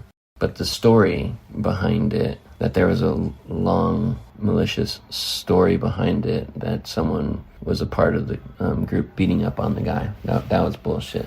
Okay. You know, he was just posted something and was insensitive about it. So after that, I was just like, this is whack, you know. Over it? Like, there's over it, like, and it just seemed like everyone was just being negative at the time. Yeah, it was a pandemic, all of that. But then, so because of that, it just felt like social media was just negative. There's nothing positive about it. Yeah. So it just didn't seem like any point because, like, a lot of rad skaters weren't really, there were a lot of rad skaters posting on social media to watch, you know, but I don't know. So now that I'm looking at it again or engaging, whatever you want to call it, I got kind of stoked on it. Like, there's rad skaters posting rad stuff, and it's like watching rad skate videos, you know, just the short ones. So you get to get that kind of little feeling that you got watching a skate video back in the day. You know, you get stoked on skating, you get stoked on that, you know. But while I was not on social media, I truly did believe that I was going to be able to wait it out and so it would disappear. I was truly believing that it was going to not survive and something else would come along, you know, because social media started in 2010, 11, or maybe a little bit before that. But Facebook, I think 07, Instagram 2012 or something like that, yeah. Yeah, so like I'll just count Instagram. So it still felt a little young to me and things were changing. I was just hoping that something else would come along and I could wait it out. But I had a little burner account. I would look at puppies and happy shit, you know, and so stuff like that. But what kind of made you want to get back to your regular account? Was there something happened that made you decide to jump back on there, or one day you just woke up and decided, oh fuck it, I'll just? No, there's multiple things. Like there's like group text just on my phone, and there's the same group that is. They have a little thread or whatever you want to call it, DMs on Instagram, and then I would comment about something on our group text on phone, and then they'd say, dude, what are you talking about? We've been talking about this for like a month or weeks now. Like, where have you been? You know, so stuff like that, or just, you know, not know like what someone was up to, or, you know, try to talk to someone about something. And it was just like, you don't know about that, or, you know? So it's just like everyone's just expecting you to know, or know about like something that's going on, like let's just say events or flyers or whatever. Everyone just assumes you know. So it just felt like, I'll just check it out. So I just started slowly messing with it again, and I still didn't really follow anything. Just would like poke around and then just start seeing rad skating or people that I liked, and then I was just like, I was against following for a little bit, you know, because that was committing too hard. No, but now it's just like I see a sick skater or someone that I thought was rad, so I just follow it, and you know, just the normal type shit that I didn't, you know, that everyone's been doing. I had to have people like help me relearn, navigate relearn like the interface and all that, because it wasn't the same. So I felt like a fucking grandpa. How do you do this? What button do I press? What's the story? Yeah, stories were just coming in, I think, right when I was off of it. So I kind of understood, but just like, all the buttons and just... Yeah, like a 5-year break, like it will change quite a bit in the 5-year span, for sure. Yeah, it's crazy. And then just even the time that I've been tripping on and checking it out, just like they change like little navigation or the user interface even a few times since I started messing with it. Yeah. But yeah, so that's why, because it was just negative, and it made me really disappointed in skaters. Like, I was bummed, like, and so, and just, you know, it sucks up a lot of your time. And 2022, we had our daughter, and so it's just like, what, I'm really gonna be on Instagram when I could be with my daughter, like, while she's growing up. Yeah. You know, like, that downtime could either be for sleeping or, you know, being with my daughter, so. Yeah, that was a wise choice, to focus on your family, Yeah, for sure. But now I'm, you know, feel it's weird that I'm actually stoked on it. No, it's great, and I'm thankful that you were back on it, because I mean, the reason we're talking is because I managed to get through to you through Instagram. Instagram, with all its limits and problems that it may create, for me has been the most useful tool for, you know, reaching out to skaters, interviewing skaters, getting surprise questions for guests. Without Instagram, this interview would not be happening. This podcast would not exist. So despite all the negativity that it has, it's also a very useful and good thing. So at least I think so. No, for sure. And that's what I've tried to just focus on, is like the positive, and just watching the skating and just being stoked on skating, and just like... I just felt stupid in regards to pretty much all things outside of my household. If that makes any sense. It's always good to take a little step back, and you need to take a break for all the reasons you mentioned, but then you get a fresh perspective on skating now that you came back to it. And no, I think it's good. It's good to take breaks like that from social media. Yeah, being with a baby and a toddler, you're just speaking that language, and you're not socializing a lot, even with adults, whether they're skaters or not. So. Yeah, for sure. And so what about his very last question? Like, if you could change one thing about the skateboarding industry, is there anything that comes to mind? I don't know. Let's just go say there's more financial stability for all of skateboarding, you know? Yeah, for sure. But, I don't know, things have to just be the way they are. Yeah, and it goes through phases, so... Yeah, and that was one thing that it was really cool to read, the Lance Mountain article, that issue last year for his 60th birthday. Like, he kind of talks about like him when he started skating, and then how skating died, and then skating came back, and then how skating died, and then how skating came back, and then how skating died. Yeah, so there's these cycles. Yeah, it's just crazy that he got to see that. Well, we can wrap it up with this very last question from Mr. Spike Jonze. He said, Mike, I was thinking of all kinds of questions I could ask you about different times of Girl in our lives, but then I thought maybe I would ask the simplest question, because I would love to hear you talk about it. Why do you love skateboarding? Why do I love skateboarding? I don't know. I just really liked it the first time I tried it. You know, my cousin bringing his board over to our grandparents' house, and then him and my brother just pushing me down the street, and then just learning, and then just, I think, you know, obviously the feeling of it. But then also just, I think the one thing that I've come to appreciate about skating, and this goes back to what I was disappointed in skaters during that whole social media shit, is that the community of all the skaters. Yeah. And I think you learn early on, like, how awesome the community is and diverse. Mm-hmm. You get to meet so many different skaters from so many different cultures. And then once you're fortunate enough to travel, you get to meet new people. You know, you start probably traveling a little bit more earlier than you would as just a regular kid. Mm-hmm. You know, there's no reasons to go to, I don't know, what, for your average kid that doesn't skate, what are they going to leave their city for? Mm-hmm. You know, I mean, unless you're into sports, you play sports for your school. But yeah, and you get to learn about all these different people and cultures and just personalities.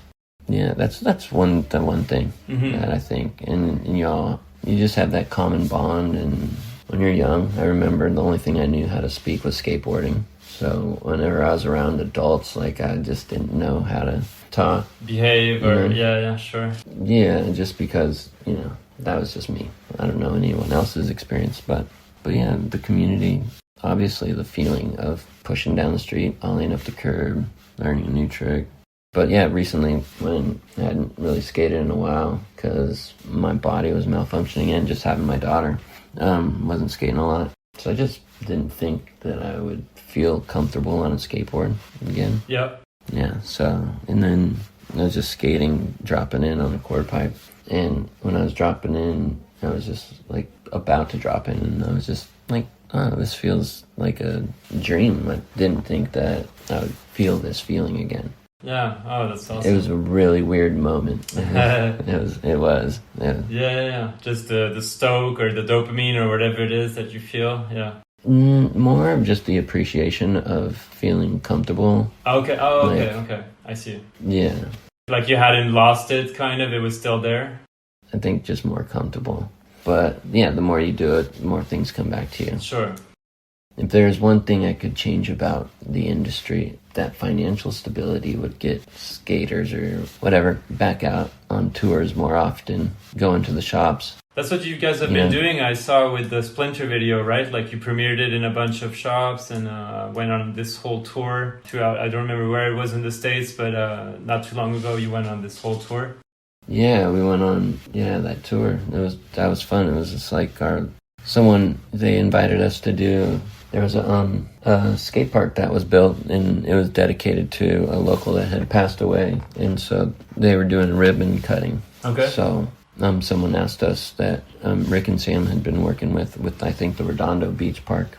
They got a budget to bring us out there for the ribbon cutting of that park, and so with that we were able to squeeze in other cities, and try to like film a little bit, and then we made sure we stopped at, if not all of the shops, at least one shop that was in that city. So just to see what's going on, say what's up, and and then with the video premieres, not enough money to fly around like you used to, but just to get the shops premiere it for their customers. Yeah, it's not available online. It wasn't available online yet. So if you wanted to see it, you go to the shops, and so get some kind of something going, some, what do you call it, experience, as they would say. Bring up the hype, Yeah, just an experience to get people together, and hang out, and just, I think, I don't know, maybe the pandemic threw things off and people aren't hanging out as much, It's rad to see that, like you guys doing that, and also I saw Sci-Fi, Jerry Asu's brand, they're about to release their video online, but they just did a bunch of premieres all over, kind of like you guys did. And it's really awesome to see skateboarding go back in that direction, and just hype up the community everywhere. Yeah, I mean, stoke out the scenes, you know, and show the kids that it's real. It's not just online, and it's not just like all this gnarly skating that you see on the makes or whatever, and just like they get to see that pros are real and talk to them and whatever. And I saw Sci-Fi doing that too, and I was just like, that's sick. Well, I don't understand why more companies aren't doing that as much. I mean, I do know why, but there are bigger shoe brands that could be putting a little bit more effort. But I see like Adidas, I think, is doing a pretty rad job of doing that. You know, New Balance, it looks like, is also doing a lot of events, and I think brands and skateboarding seem to understand now and see that it's valuable to do that. Not only is it cool for the culture and the skaters, but it's also, there's money to be made as well. You know, it's not just, it's worth for them to go down that road, I guess. Yeah, I mean, it's not, what's the right word? It's not like measurable by data, you know? Mm-hmm. So those bigger companies won't do it, maybe, but it's just like you can't put a value on. But people who see you and who see the girl team at the shop wherever you guys went, they'll remember that day forever, you know? They'll remember you guys, seeing you guys and hanging out with you guys and seeing you skate, and that will create a memory and an appreciation for you guys as human beings, but also for the brands that you represent. Yeah, it's hard to measure in the moment, but that creates, you know, customers for a long time as well. Not to bring it all to money, it's not all about that, of course, but it's... but there's, I don't know, probably those big companies that don't do it, and if they can't measure that beforehand. Like, how much are we going to make from this? It's just like, it's not about that. It's about the feeling. It's about the emotional attachment. The engagement. The kid. Yeah, the real human engagement. Mm-hmm. Yeah, it's been rad to watch Jerry's doing that. It was sick. Yeah. Looking forward to watching his video, Yeah, it was really cool. So that's why I like skating, man.